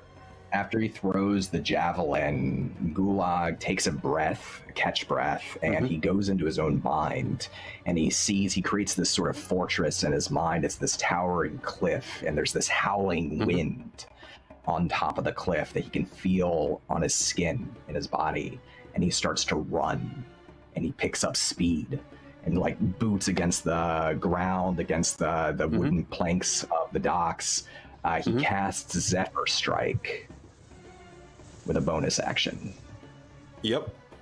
As you cast Zephyr Strike, the javelin still jammed through their thigh where it impacted them, tears themselves free, pulling the javelin out of their thigh to the side with a spurt of blood. They step onto your javelin, 2-3 steps onto it, and leap off that javelin towards you, over you, and towards Kita. Kita, you still have a bonus action. Is there anything you particularly you'd like to do? Oh, I have a bonus action? You do. You are a rogue. Oh, okay. So I'm going to do that uncanny dodge. what I'm gonna do. That's in case you get hit. You haven't got to worry about that. That's in case you get hit. So uncanny dodge happens if there's an attack on you. As a bonus action, you have a cunning action, or you may have other things you can do. I'm not sure. Okay, so I'm going to dash out of the way then. Cool. As you throw the dagger and see that it has missed, and as Gulag runs forward, you quickly step and move back. Use your movement and dash to run back towards the others, where another assassin is currently in the midst of them. We'll rejoin you there. Gulag, your Zephyr Strike, do you attack on the same turn, or is it a bonus action to move forward? I do, because I have multi-attack. I get to attack twice. So amazing. So as the figure steps onto your javelin and leaps through the air, trying to leap over you, you do a big cut overhead, trying to cut through them. Make me another attack roll. Yeah, I imagine like the figure leaps and Gulag leaps too, and the wind is like blowing through his hair. And he's got the axe in one hand and bringing it down overhead. Go for it. All right, so I have advantage on this. I'm going to use my Great Weapon Master to take a -5 to the roll to increase the damage. Go for it. Please do. Wow. Oh, Gulag's a beast. So it's a natural 20. Oh my god! Oh my gosh. So yeah, do it. That is going to be damage. You can stay. 15 slashing damage, 25 slashing damage, 35 slashing damage, and 6 more damage from Zephyr Strike for 41. Okay, yeah. As the figure tears out of your own javelin and runs up the javelin to get some height and speed to try and dodge, leap over you, get out of the way. As they leap over you, you just cut up and just bisect this figure. Cut straight through as you leap through the air and swing your great axe with brutal precision. How do you take this person down in one incredible fell swoop?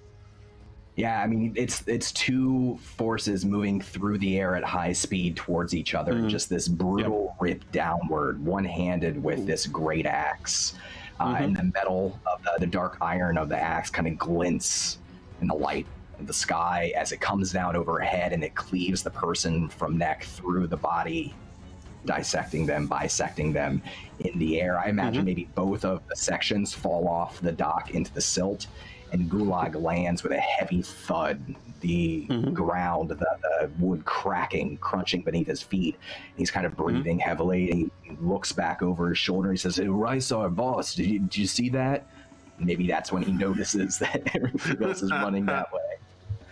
Keita, you have run, and you have run into the midst, maybe keeping a little bit of distance of this other figure, slashing and swirling amongst the other group of, well, at this point, what you can see, 3. Rickus's brother, Rysar, currently Akasha, and an invisible Kronqual that so far is carefully stayed out of the way. Let's make this initiative active. So the figure that is in the midst of you is slashing wildly, had a surprise round on all of you, and is going to be, again, furiously slashing around with this short sword, trying to impact people and trying to slow everyone down. Seren's already lying on the ground, very badly hurt. The second strike is going to be launching out at the 3 of you. Let's roll and see the average. Cool, interesting. As the strike swings out, it's going to catch on Kronqual. Now to see if it actually hits. Ooh, are we? What's your AC, Kronqual? 17. Oh. See, I rolled with disadvantage, and I didn't roll too badly, but your AC is very high.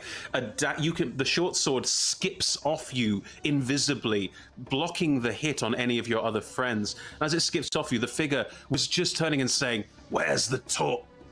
And just turns, realizing that the dagger has skipped off something invisible that felt a lot like a shell. You all have actions. I will let you choose what order you want to go in. Let's have an active initiative go on this. Who wants to go first? This figure standing in the midst of all of you just swung and missed.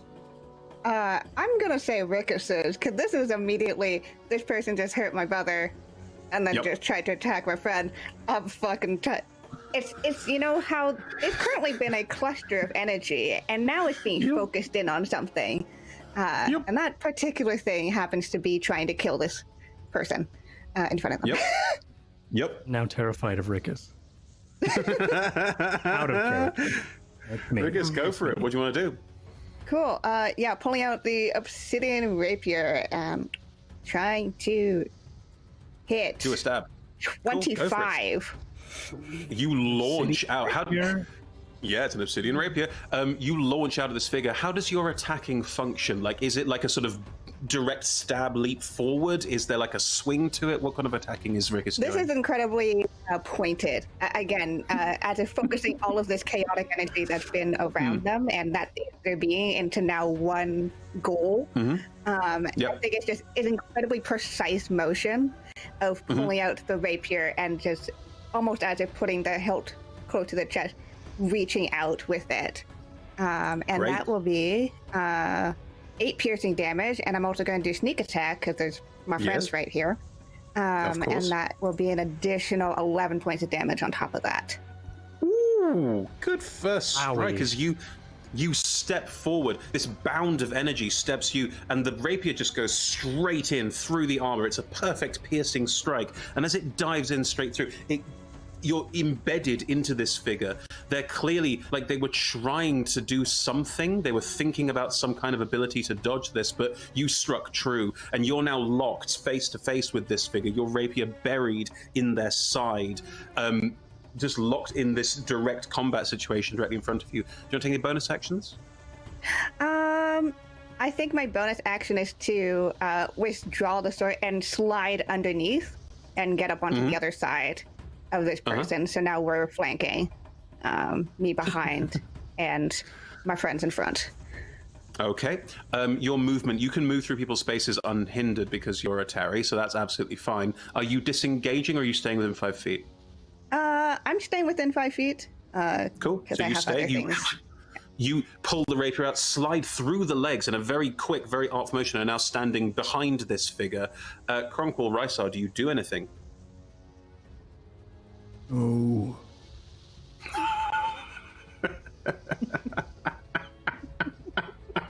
Kronqual, you're right now. the warrior type, so I think not right now. Okay.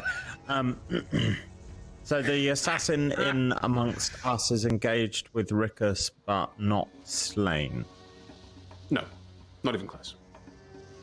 I would like to send from my mind.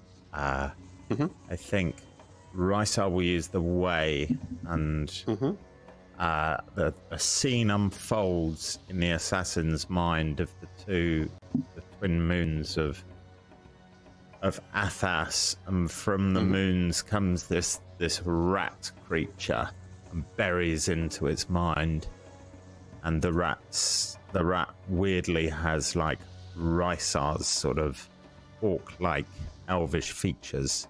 It says, your friend is already slain, you're nothing, you're dead. How does that make you feel? And I will do a psionic vicious mockery. Nice. Okay. It's a saving throw from me, isn't it? What kind of saving throw is it? Wisdom saving throw. That is a 16. That's a 16. I do want to say thank you for role-playing the vicious mockery. Yeah. Yeah. Does What's that your go spell save against spell save DC? Oh, it's 16. And you got 16, didn't you? Yeah, so I just break it. Yeah. Your words don't sink in. Squeak, squeak. Your words don't sink in, but it is a nice move. Very nice move. Kronqual, you can see that Rysar, do you step back? Do you step out of range? No, because then they'll get an attack of opportunity on me. Well caught. Cool. Rysar stays in range. Kronqual, you can see that your friends are... Rysar's definitely trying to reach out with his mind and do something. Rickus has already stabbed this figure. Do you do anything? Currently invisible? Yeah, I think confidently he... we didn't see this, obviously, but he did adjust his staff to underneath his chin, which is his common like fighting stance. And as soon as he found an opportune moment, he swipes up using the bottom part of the staff up and trying to like kind of uppercut or under the chin, hit this person. And cool. Makes me an attack roll. Now, Rickus has got into a flanking position. I am going to say that we'll allow flanking in this campaign because it's been started now, so you have advantage on the attack roll. Yes, and I'm invisible, which is good because I rolled a 4. It's been a wonderful. Well, your invisibility breaks when you attack. So the moment that you strike out, you suddenly appear as the invisibility fades, but you get advantage. So roll it again. Yeah, that one's actually a roll. 15 plus things. How many things? 1. 6 plus 6 things. Can't dodge this either. Yeah, can't dodge this either. The psionic talent only goes so far. As you swing out, the figure clearly tries to do this trick where they again sort of swirl slightly, trying to sort of shadowy step out of the way of this. But before they can even move, you crack up and catch them right under the chin, and they are almost lifted off their feet briefly and fall back basically onto their haunches and sort of scrabble back up again as they do. Remember the damage on that? All right, so I got 2 things for you. I got a 7 for damage, so 4 Fantastic. plus 3 bludgeoning damage, and as a bonus attack, so I swiped up, and then as a bonus attack, he's gonna lunge forward and bite with his snapping jaw, because as a bonus action, I can do that. So and I already rolled a natural 20 for that, and 4 damage on the dice. Okay. So we're looking at double the dice. Yep. So 8 plus 11 bite damage. So I guess 11 piercing. 11 piercing damage. Okay, This figure, as you have smacked up and bitten out, has fallen back. They're not prone, but they have landed slightly awkwardly after this incredible hit, and then the bite just reaches out and grabs them, probably around the side of the face and neck, and just clamps in, and there's a shriek from this figure, like unable to break free, totally unprepared for this kind of assault. Initiative. Keita, as you're running up, you can see that your friends seem to have this handle, but this figure isn't dead yet, isn't out for the count, is just on the ground, currently being assaulted from all sides. Is there anything you want to do in particular? I think I'm going to jump in with my short sword and do some piercing damage. Please do. As discussed, the figure is very much flanked. Ooh, So, a nat 20.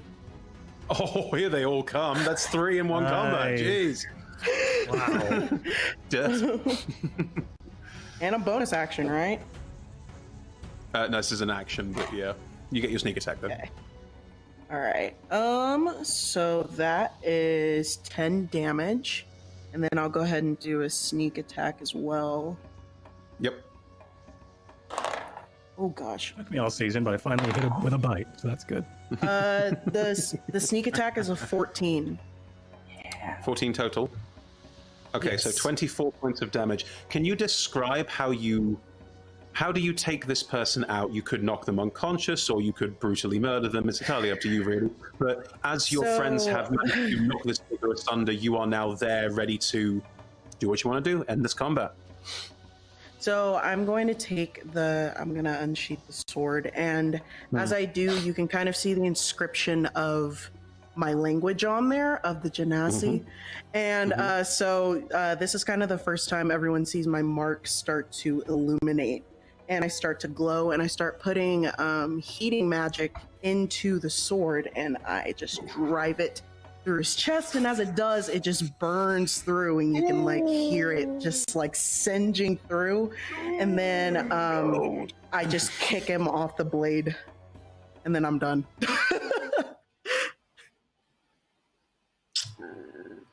Yeah. Probably smell it as well, right? Yeah. It's people bacon, yeah. As you all move up to join Gulag, you're sort of catching up last, but yeah, as you move up to join the rest, these two figures are cast completely asunder. They are very, very dead. There is a small crowd by the docks that was watching, seeing how resolutely you absolutely dealt with this. They are all, oh look, is that the time? They're just moving away very quickly from you. There are no guards coming at this point, but there's not like a huge crowd forming. Just guard business. Don't pay any attention to that. People are already turning away, but yep. I think with like the dangers now being gone, Rick is kind of like snaps from that focus now back into, oh god, my brother, and so immediately is kind of like scrambling, weaving through people or under people to get to Seren. Seren is lying in the dirt, and as you move over to him, the cut is quite deep, and you have quite a strong sense of smell, don't you? Something like that? Very strong sense of scent? I'm generally aware of things, yeah. As you lean over him and take a look, the wound is poisoned. It's very definitely like seeping a strange black, greenish ichor in places, and your brother's breathing is very raspy and shallow, and he is unconscious.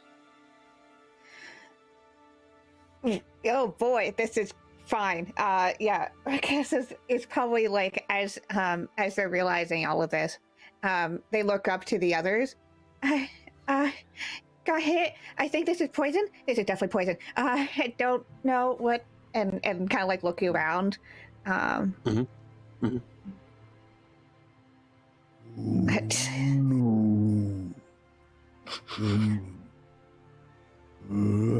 big is Seren? Seren is the same size as Rick. Is small. So it's about like it's under 4 feet. We're like 3 and a bit. I think 3 and a bit. Yeah. I think Kronqual's gonna crouch over and pick him up like a child, and just kind of put him on the shell, and like he's gonna crane his neck around and put him towards the center of the shell. As we need to move fast.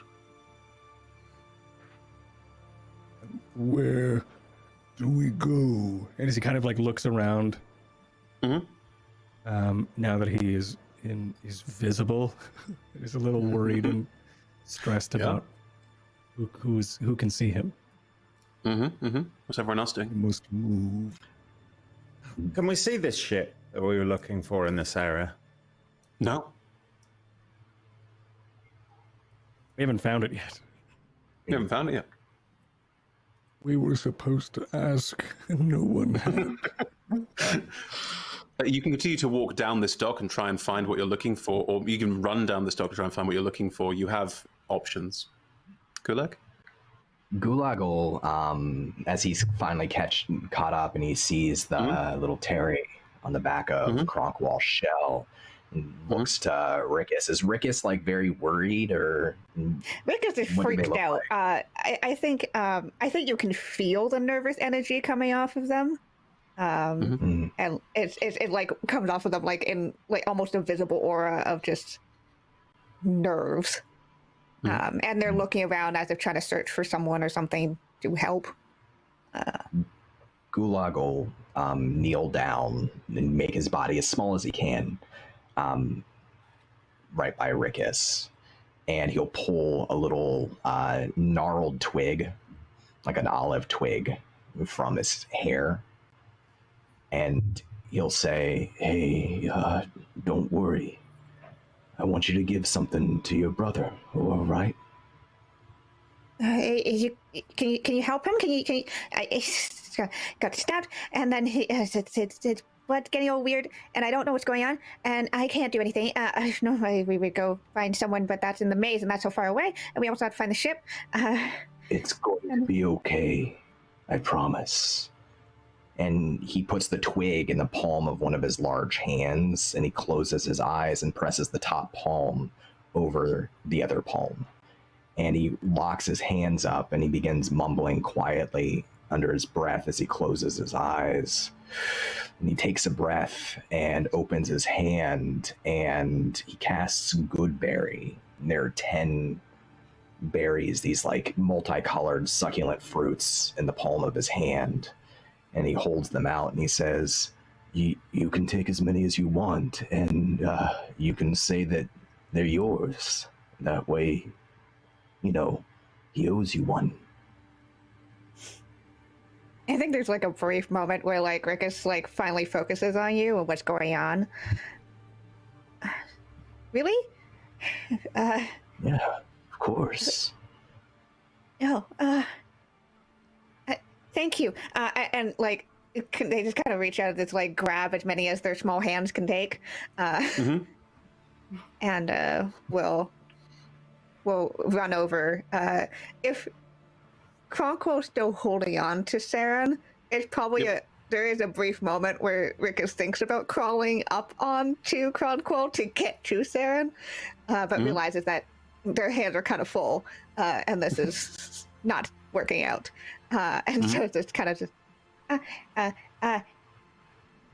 Kronqual, right? Kronqual, yeah, okay. Very well. Just kind of peels him off his back. Kind of holds him in front of you. I'm not sure if he's all right, but we should move quick. Just let me try. And they're just gonna. It's tender, but it's not graceful as they start force feeding these good berries to Saren.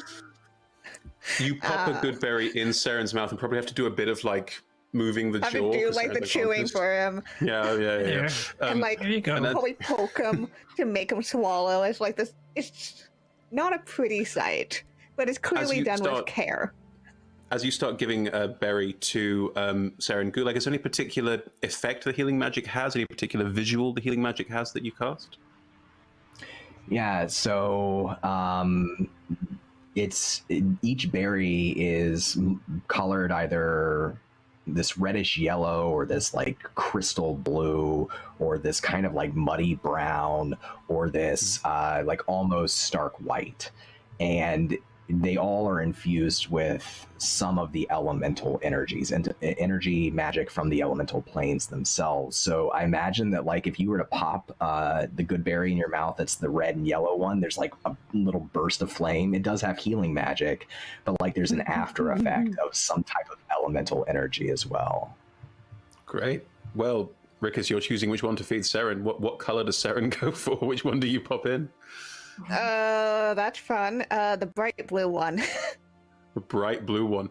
As you pop the berry into his mouth and start moving the jaw, start trying to get some chewing going, there's a faint sort of bubbling like sense, and almost like a vomit of water just like pours out of his face and nose. Like it's like ooh, that's a weird look. But as this happens, and as the good berry is swallowed, you do see that your brother's chest, the wound some of the water seems to wash over it, and some of the black and green ichor that's on it does seem to wash away, and his breathing, which was very, very ragged, has a clarity and a gentle up and down to it again, a cleanness. This has clearly helped. This is definitely kind of like a okay. That's supposed to happen, right? That the weird. That's like way more water than it should be. I'm.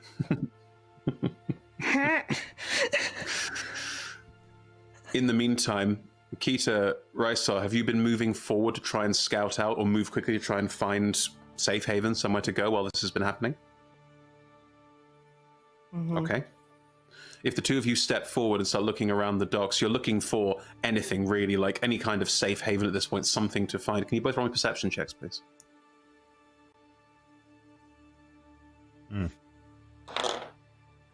You can use your familiar, of course, Rysar, if you want to. Got a 19. Thank you.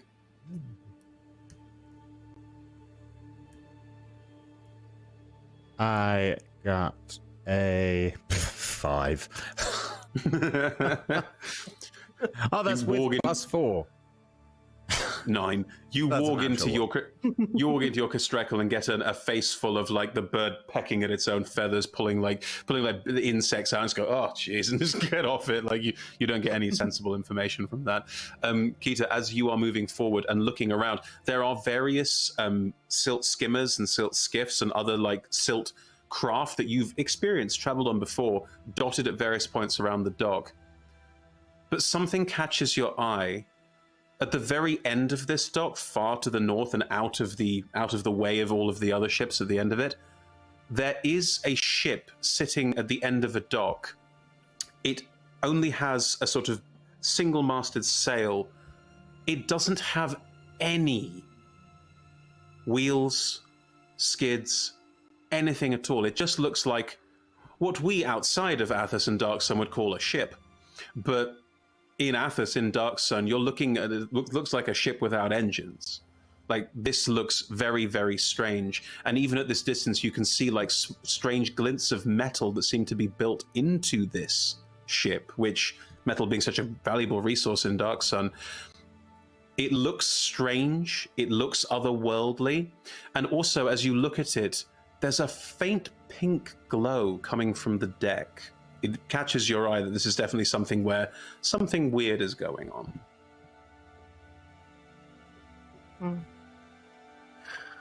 Okay, so I'm going to turn to Rysar. So I think I found the ship. It's at the other end. Having got a natural 1, I am definitely still in my familiar, and I do not react whatsoever. You can punch Rysar if you need to get him out of it. I'm gonna do that. I'm gonna just like punch him. Just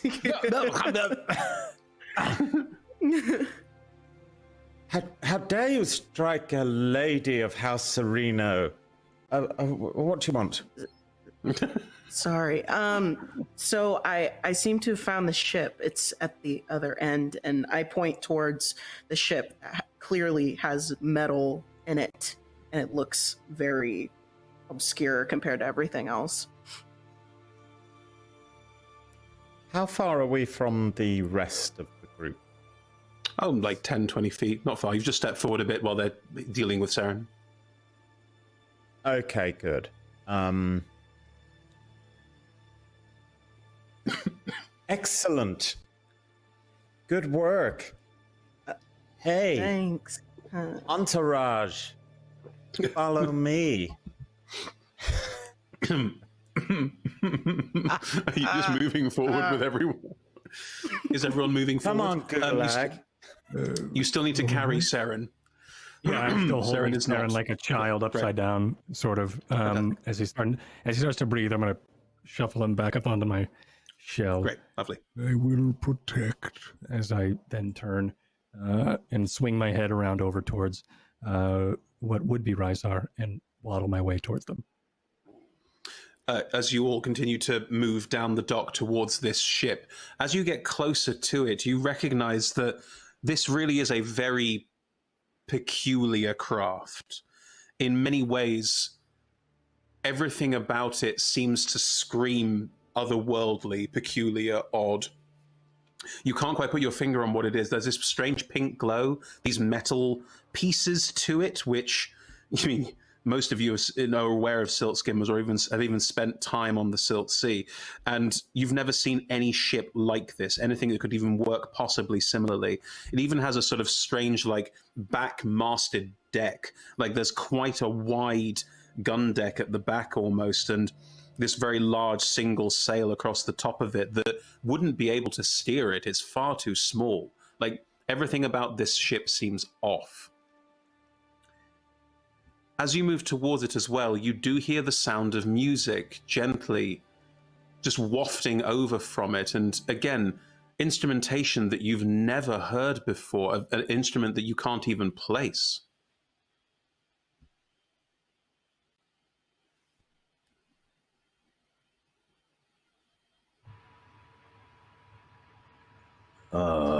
Is this the one? Is this the Swiss or whatever it was? As Gulag says that, you all start to catch a glimpse of a very beautiful gold-brocaded scroll that runs down one side of the ship, on which is written the Sirocco. Huh. Is this the ship? Yes, it is. As a noble of House Sereno, I learned how to read and write from a young age. Follow me, friends. As you all step forward, you hear a flutter of wings, like a large bird. Is it my stupid familiar? No. And as this flutter of wings, a humanoid figure lands on one of the large stilts on either side of the dock, next to all of you. They're wearing a big, floppy hat with a big feather. Nice coat, almost patchwork in places. And their arms, where they extend from the side of the coat is sleeveless, have beautiful, large wings that curve out either side as this Aarakocra lands next to you all, folds their wings in. Can I help ya?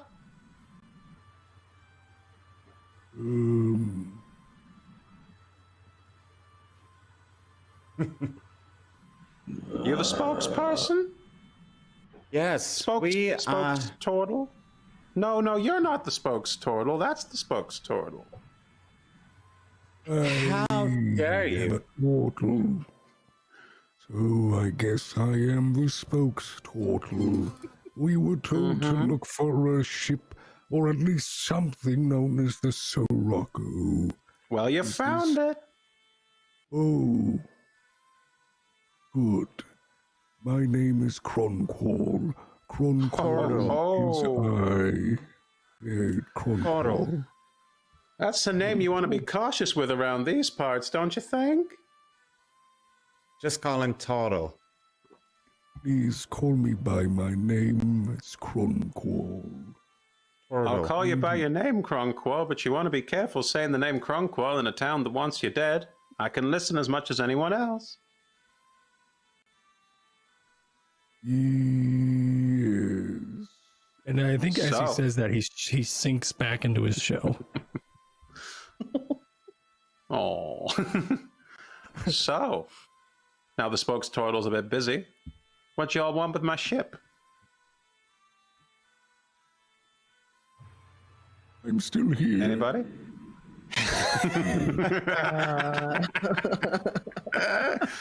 Anybody? How about you, loudmouth? Talking to Akasha. Risa. What did it call me? Loudmouth. Oh. Oh, how did you know my school nickname? Yes, so we were told to come here by a friend. Oh, really? What kind of friend? Good friend? Bad friend? Well, I mean, he's one of the roughest types I know because I was a very privileged aristocrat in my upbringing. God, I'm hungry. Have you got any food? So he's a Terry, a big Terry, like these two Terry, but he's the head of House Jarko. You might know him. So you're the ones we're expecting. That's good. We're about to get going. Good thing you arrived on time. Come on board. You can meet everybody. And the figure... Come on, Targo. Flaps their wings, and as they do, they take off gently and glide over to the ship, and you can all easily follow. On the deck of the ship, there are, as you step up onto a gangplank, you can follow.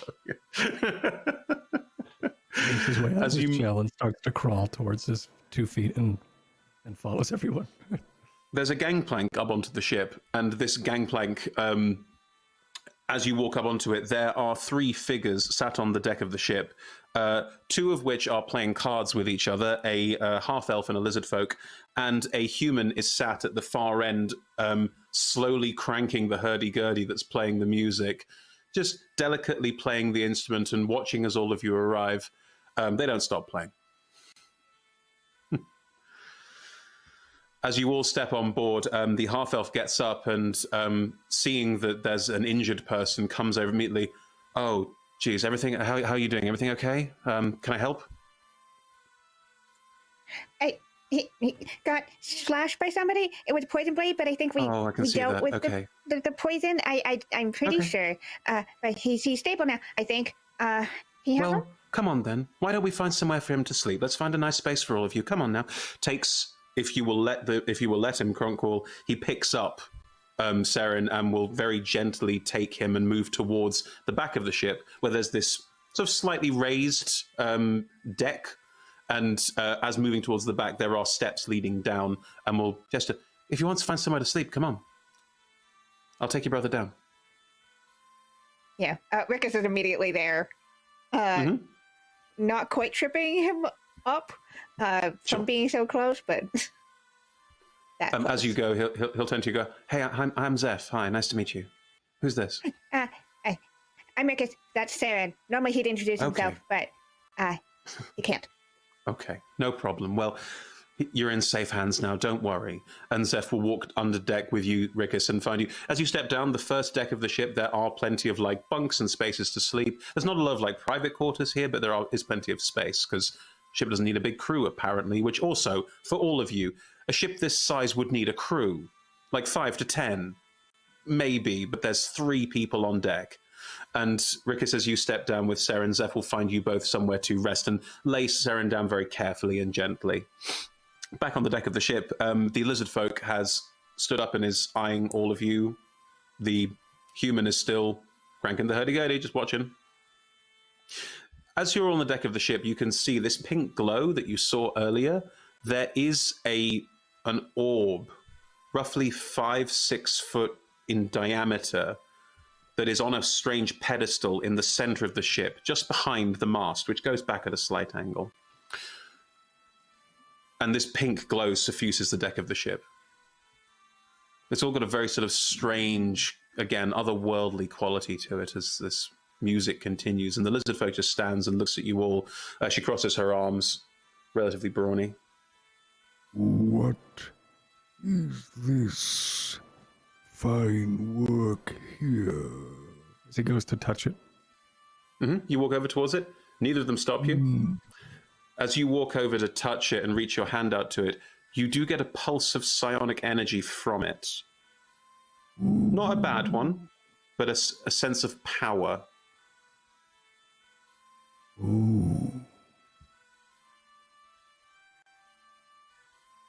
What is... I think he's going to close his eyes for a second and think to himself, what are you? As you think, what are you? You feel this itching presence on the edge of your brain. This oh, just let me in feeling. This oh yeah. It's this feeling of this whatever this is wants to commune with you as well, very much so, but can't.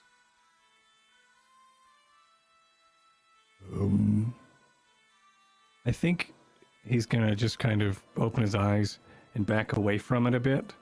And then the lizard folk there goes, if you want to talk to it, you're going to need to touch it.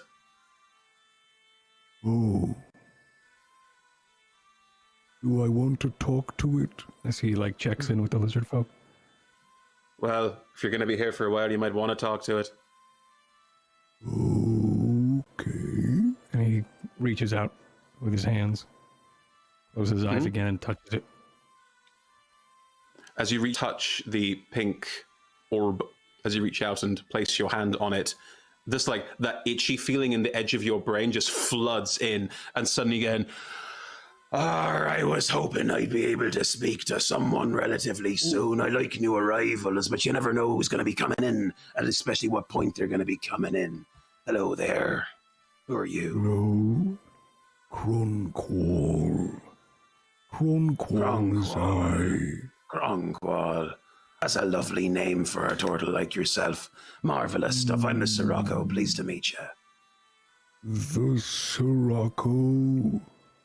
Aye, that's me. I am the ship. Pleasure to make your acquaintance. Hello. Please, I don't mean to be rude, but I must let others know. Give me one second. Let them all touch me. Let them all touch me too. The more I get them, the more I can talk to, the better. Always nice to make some new friends. Okay. In the meantime, the lizard folk is just watching. Yeah, he closes his eye, he opens up his eyes again, and then goes and tells the lizard folk everybody. is just watching this and looking at everyone and goes, "You might want to do the same. It'll be insufferable until you do." The Sirocco would like everyone to touch it.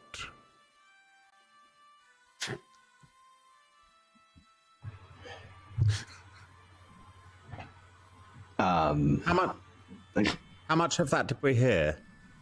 None. It was all psionic. None of it. All psionic. Oh, okay. Oh. You got on board the deck of the ship. The lizard folk encouraged Kronqual to touch the orb, and then Kronqual touched the orb and seemed to be in deep thought engagement with it.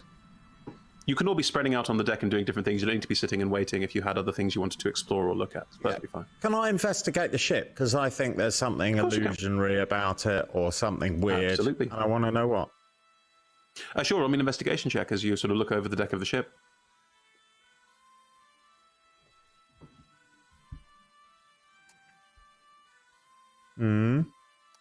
What'd you get? I got a 12 on the dice. Good investigation. I am just getting back into my character sheet, which closed.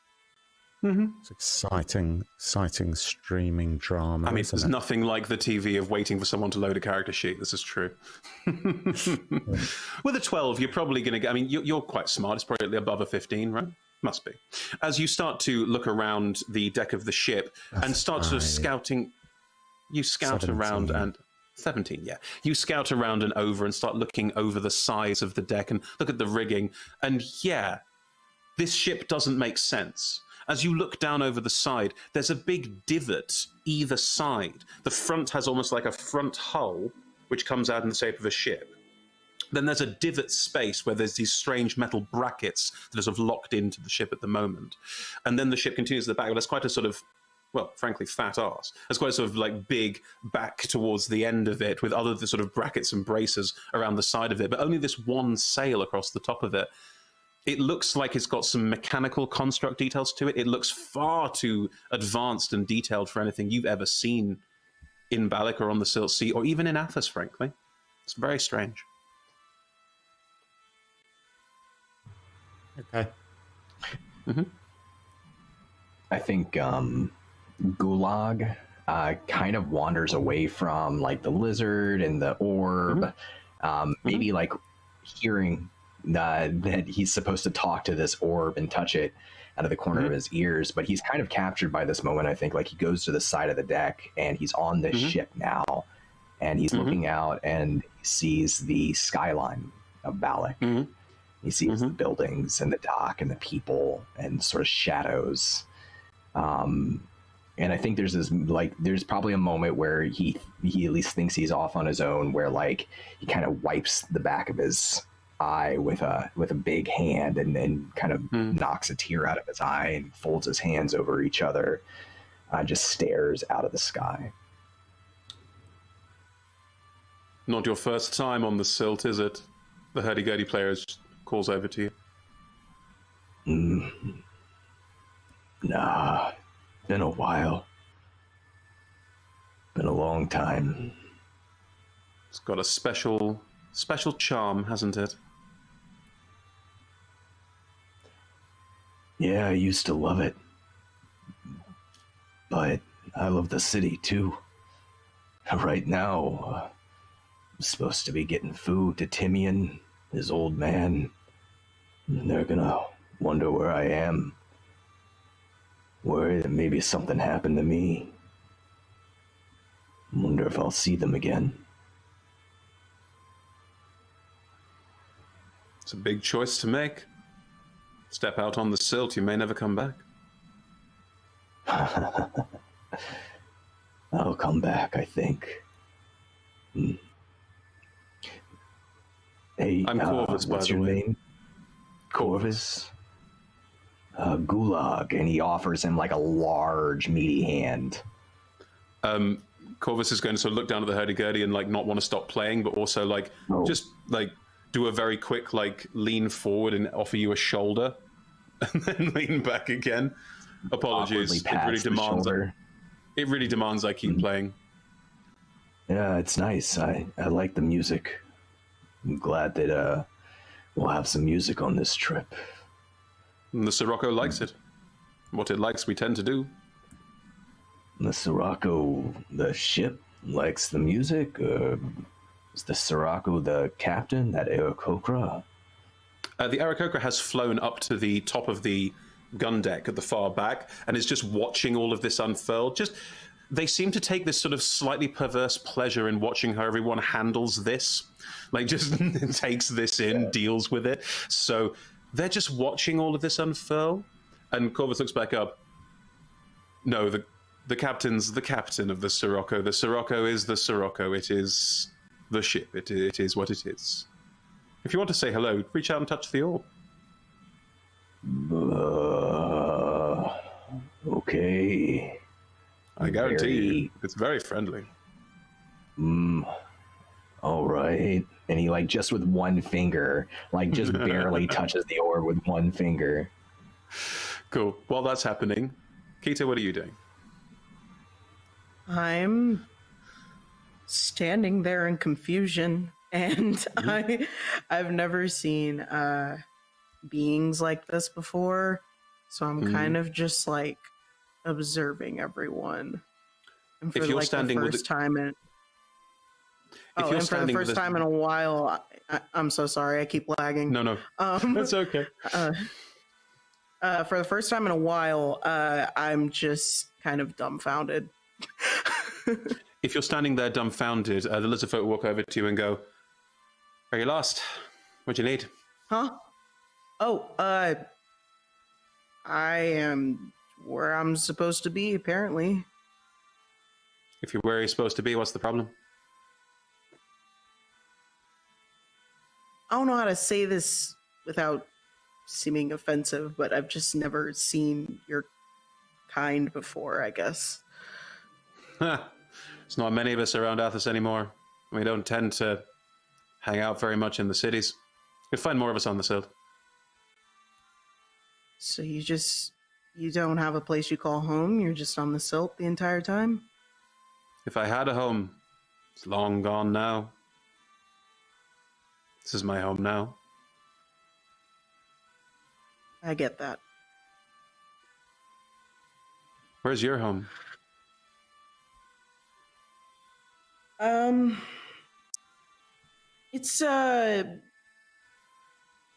It's gone, but I mean, it used to be out on the Silt, so a few hundred miles away from Balic, so.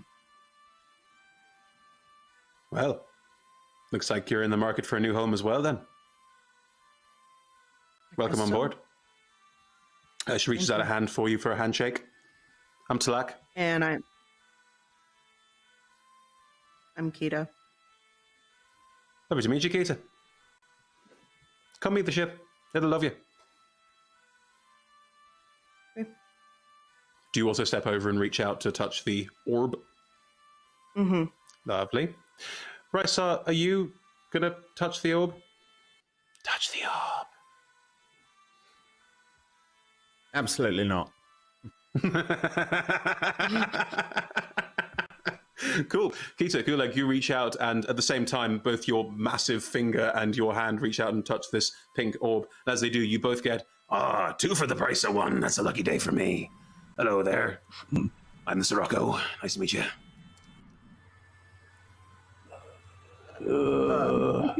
Hi. Hi. Hello. Don't let the facade fool you. I'm a very, very lovely ship. Are you like a ghost? Am I a ghost? In a manner of speaking, you could say I'm a ghost. In a manner of speaking, you could say I'm just a ship with an attitude.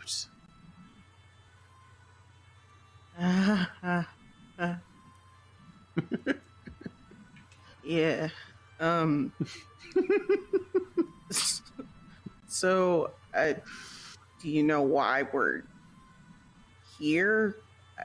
Oh, no, it's not my job to know the whys and wherefores. It's my job to know the wheres, specifically, and then I can get you there. That's the whole point of my job. But you know, I'm waiting for the captain's orders. Just wanted to say hello. Okay. Now, just so you know, whenever you're on board the ship, I can communicate with you and say hello if you want me to. Or I can stare at your head. That's totally your call. I don't mind either way. Just, you know, if I'm ever too invasive, give me a little, knock back and I'll make sure I don't give you too much. I'll give you some space.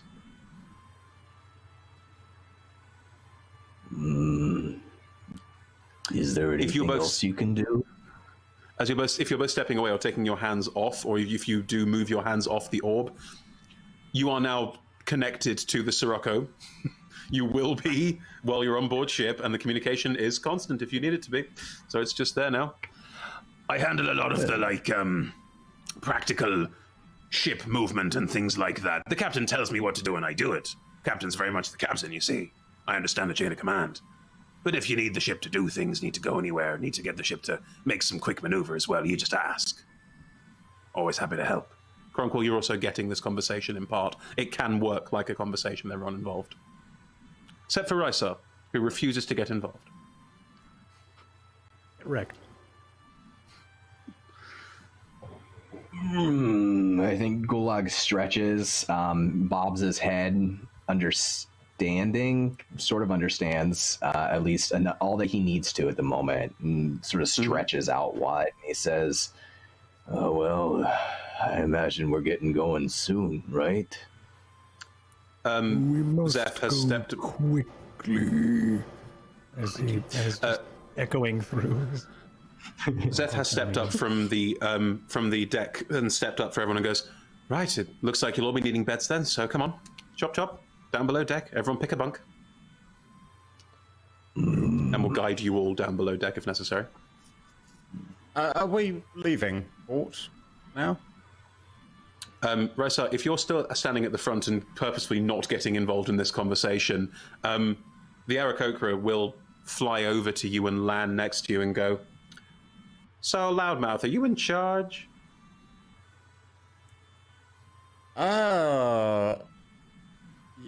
Yes. Are we leaving? Where are we going? Gotta give me some directions before we can go anywhere. That way, for starters. We're in a bit of a hurry. You're literally pointing out in the middle of nowhere. You got any leads where we're going? Mm-hmm. Yes, we're leaving port as quickly as possible. Oh, I see. Okay, no problem. We'll get going. No problem there. Well, maybe find yourself a bunk or stay for the show. And they will walk, slightly ungainly. Walking's clearly not their favorite mode of transport, back towards the midships. And as they do, they will place both their hands on the orb. And as they do, everyone else, are you heading below deck to get yourself a bunk and stay out of the way? Or are you here to watch this? I'm saying below deck. Great. As you all head below deck, you don't see this. You feel it, but Rysar, you get the first full view of this. The orb doesn't change glowing texture, anything like that at all, but the ship moves. You are a psionicist, as well as being a wizard. You are aware of how psionics works, and the entire ship, psionically, starts to move forward, cutting through the silt, quite quickly already. As it starts to psionically move, you realize that it's lifting off. It's starting to float up slightly. And as it starts to float up slightly, from either side of the ship where these metal braces are, there's a faint ding, ding, ding, ding. And as you watch, these braces unfold and open and stretch out and out and out and out. about twice the width of the ship, either side. These braces fan out, and strung between them is, again, slightly pinkish purplish color, beautiful, almost gossamer thin, insect thin membrane is spreading out either side. And you're looking at the back of the ship where the other braces are, more of these membranes spread, and more of them strangely interconnected in this cleverly, beautifully interwoven network of strange wings holding out either side, giving the ship a vague, strange triangular shape almost. And you can now see that this, what looked like quite a large back of the ship, was holding more and more of these feathered fans of insect-like wings spreading out further and further. And as the ship starts to rise up slightly in the silt, these wings almost seem to catch the wind, catch the air, and the ship picks up speed very quickly and rises to a point where it is not quite flying. It glides over the top of the silt. And as it starts to make a very loose, wide banking turn, you can see that as it tilts, the very edges of these wings just kiss the surface of the silt, and a beautiful, fine spray just hisses out the back where it turns, as it turns out of Balic's port and starts to make its way out in a general direction of Balic.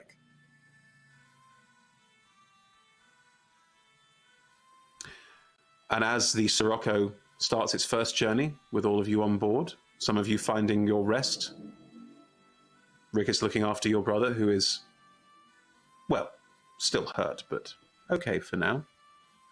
Rice are resolutely not communing with the ship. That's where we'll pick up as the Sirocco sets out into the Silt Expanse next time. I love this ship so much. Oh, man. Ooh. Right, and that's where we'll pick up next week. Same time, same place. Do join us again. A massive thank you to Dark Dice and to Level Up Dice, our sponsors for this show. Massive thank you, of course, as well to all of the players. Has anyone got anything in particular they'd like to do as an outro? Anything they'd like to plug they're working on right now? No? Follow me on social media. Follow Toby. That's fine too, I think. Follow Toby as a starting point. Yeah. Good. Yes. Yeah. Any more for any more? We can go around and let people know a little bit more about us as we That'd be great. Cool down a let's bit. do that too. Oh man. Yeah. Let's start with that guy, Toby. At Toby Osmond. At Toby Osmond actor. Mr. T. Osmond. That one's on Insta. Check me out in recent film Summerland, and I don't know. Oh, G-Lock as well has just come out, where I'm in a scene with Casper Van Diem, the original Starship Trooper. What? I was a bit starstruck. Nice. I gotta be honest. Nice. But, yeah, and thanks everyone for making the story the first part of the new journey. Thanks to the audience for watching. Otherwise, we'd just be really lonely. Still do it. Kiana, anything you want to plug at the moment? Y'all can find me over on Twitter at KianaS. Best way to figure out what I'm doing. Come on the internet. Don't also role-playing things, whether that's streaming, writing, Shadows of the Void. I co-produce a channel called Salt Street Games, where we do TTRPG and video game stuff. We've just got started on a new Burn Bright series, so if you like sci-fi with your TTRPGs, that's definitely the place to go, as I GM that series. So it's really awesome. And recently, I won Gold Any out of the TTRPG Safety Toolkit.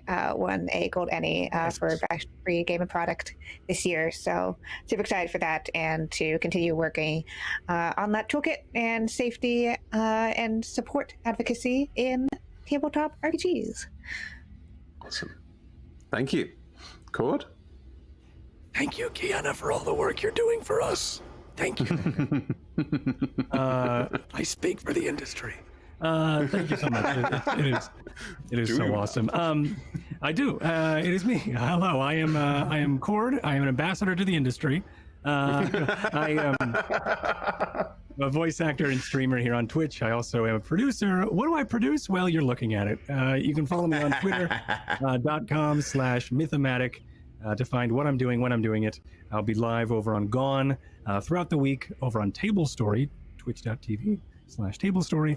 Really cool show. And I am very excited to be diving back into Dark Sun and Athos with all these wonderful people and some new faces and this new ship and this new story. I'm super excited. Thanks for being here. Thanks for joining us today. Just thanks for supporting us. That's it. That's all I got. Thank you. Good.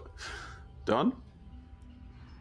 Yeah, so if you want to know what I'm up to, you can follow me at Donathan Fry on Twitter. I'm a game TTRPG writer. I write a lot of adventures. I work with some very cool publishers, and I'm constantly doing things. So I stream here. I'm the creative director for LFM. I'm the dungeon master for our sister series here, Journey to the Obsidian Spire. So come check that out too. See the other half of what's going on with Balic and this overall story. I'm really excited about this idea of these two casts and Chris and I telling this story, this big epic that takes place in multiple locations and is interwoven in a way that I think is going to be really fun. I'm very, very excited for it. And there's going to be some crazy crossovers. yeah. There are plans. There might be plans, but I loved this first episode. I'm really enjoying getting to play with everybody. It's a great group of people, and I'm just excited to see where it goes.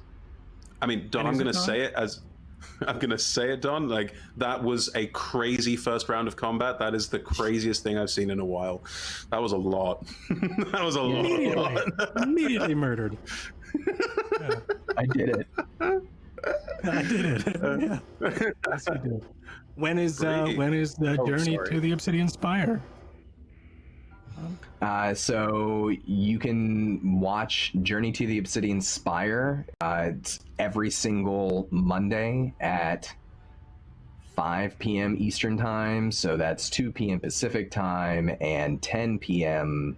British Time, and many other times depending on where you live. But yeah, we're there every week. We're here every week, and we've got a big story to tell. Great. Bree, hit us up. So my name is Bree, and you can find me as Brito on Twitter. I am actually an affiliate of Swordsfall RPG. So that's kind of a huge deal right now. If you go and buy things from the Swordsfall shop, you can use my special code. It's Brito with 3 E's, and you get 10% off of your entire purchase. So please do that, because it absolutely deserves all the support in the world. And I'm also going to be on a certain podcast this Friday. I'm not allowed to say just yet, but I will be announcing that on Thursday. So yeah, that's me. Awesome stuff. I will also do a short plug, if I may. My name is Chris. You can follow me on Twitter at Chris Hislop. That's my full name.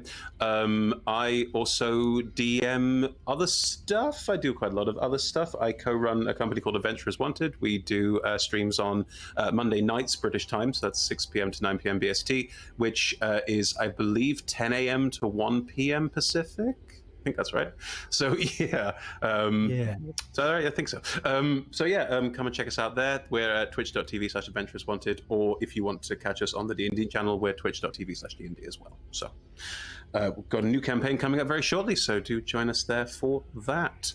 Otherwise, thank you, all of these wonderful players. Couldn't do anything without players like that. That's really, really important and special. So thank you all for being part of that. Thank you also to our audience. Thank you to Twitch chat for being involved. And as always, engaging and letting us know what you think. Very, very important. Keep up the good work there. I think that's basically it from us. Let's wrap up there and see you all next week.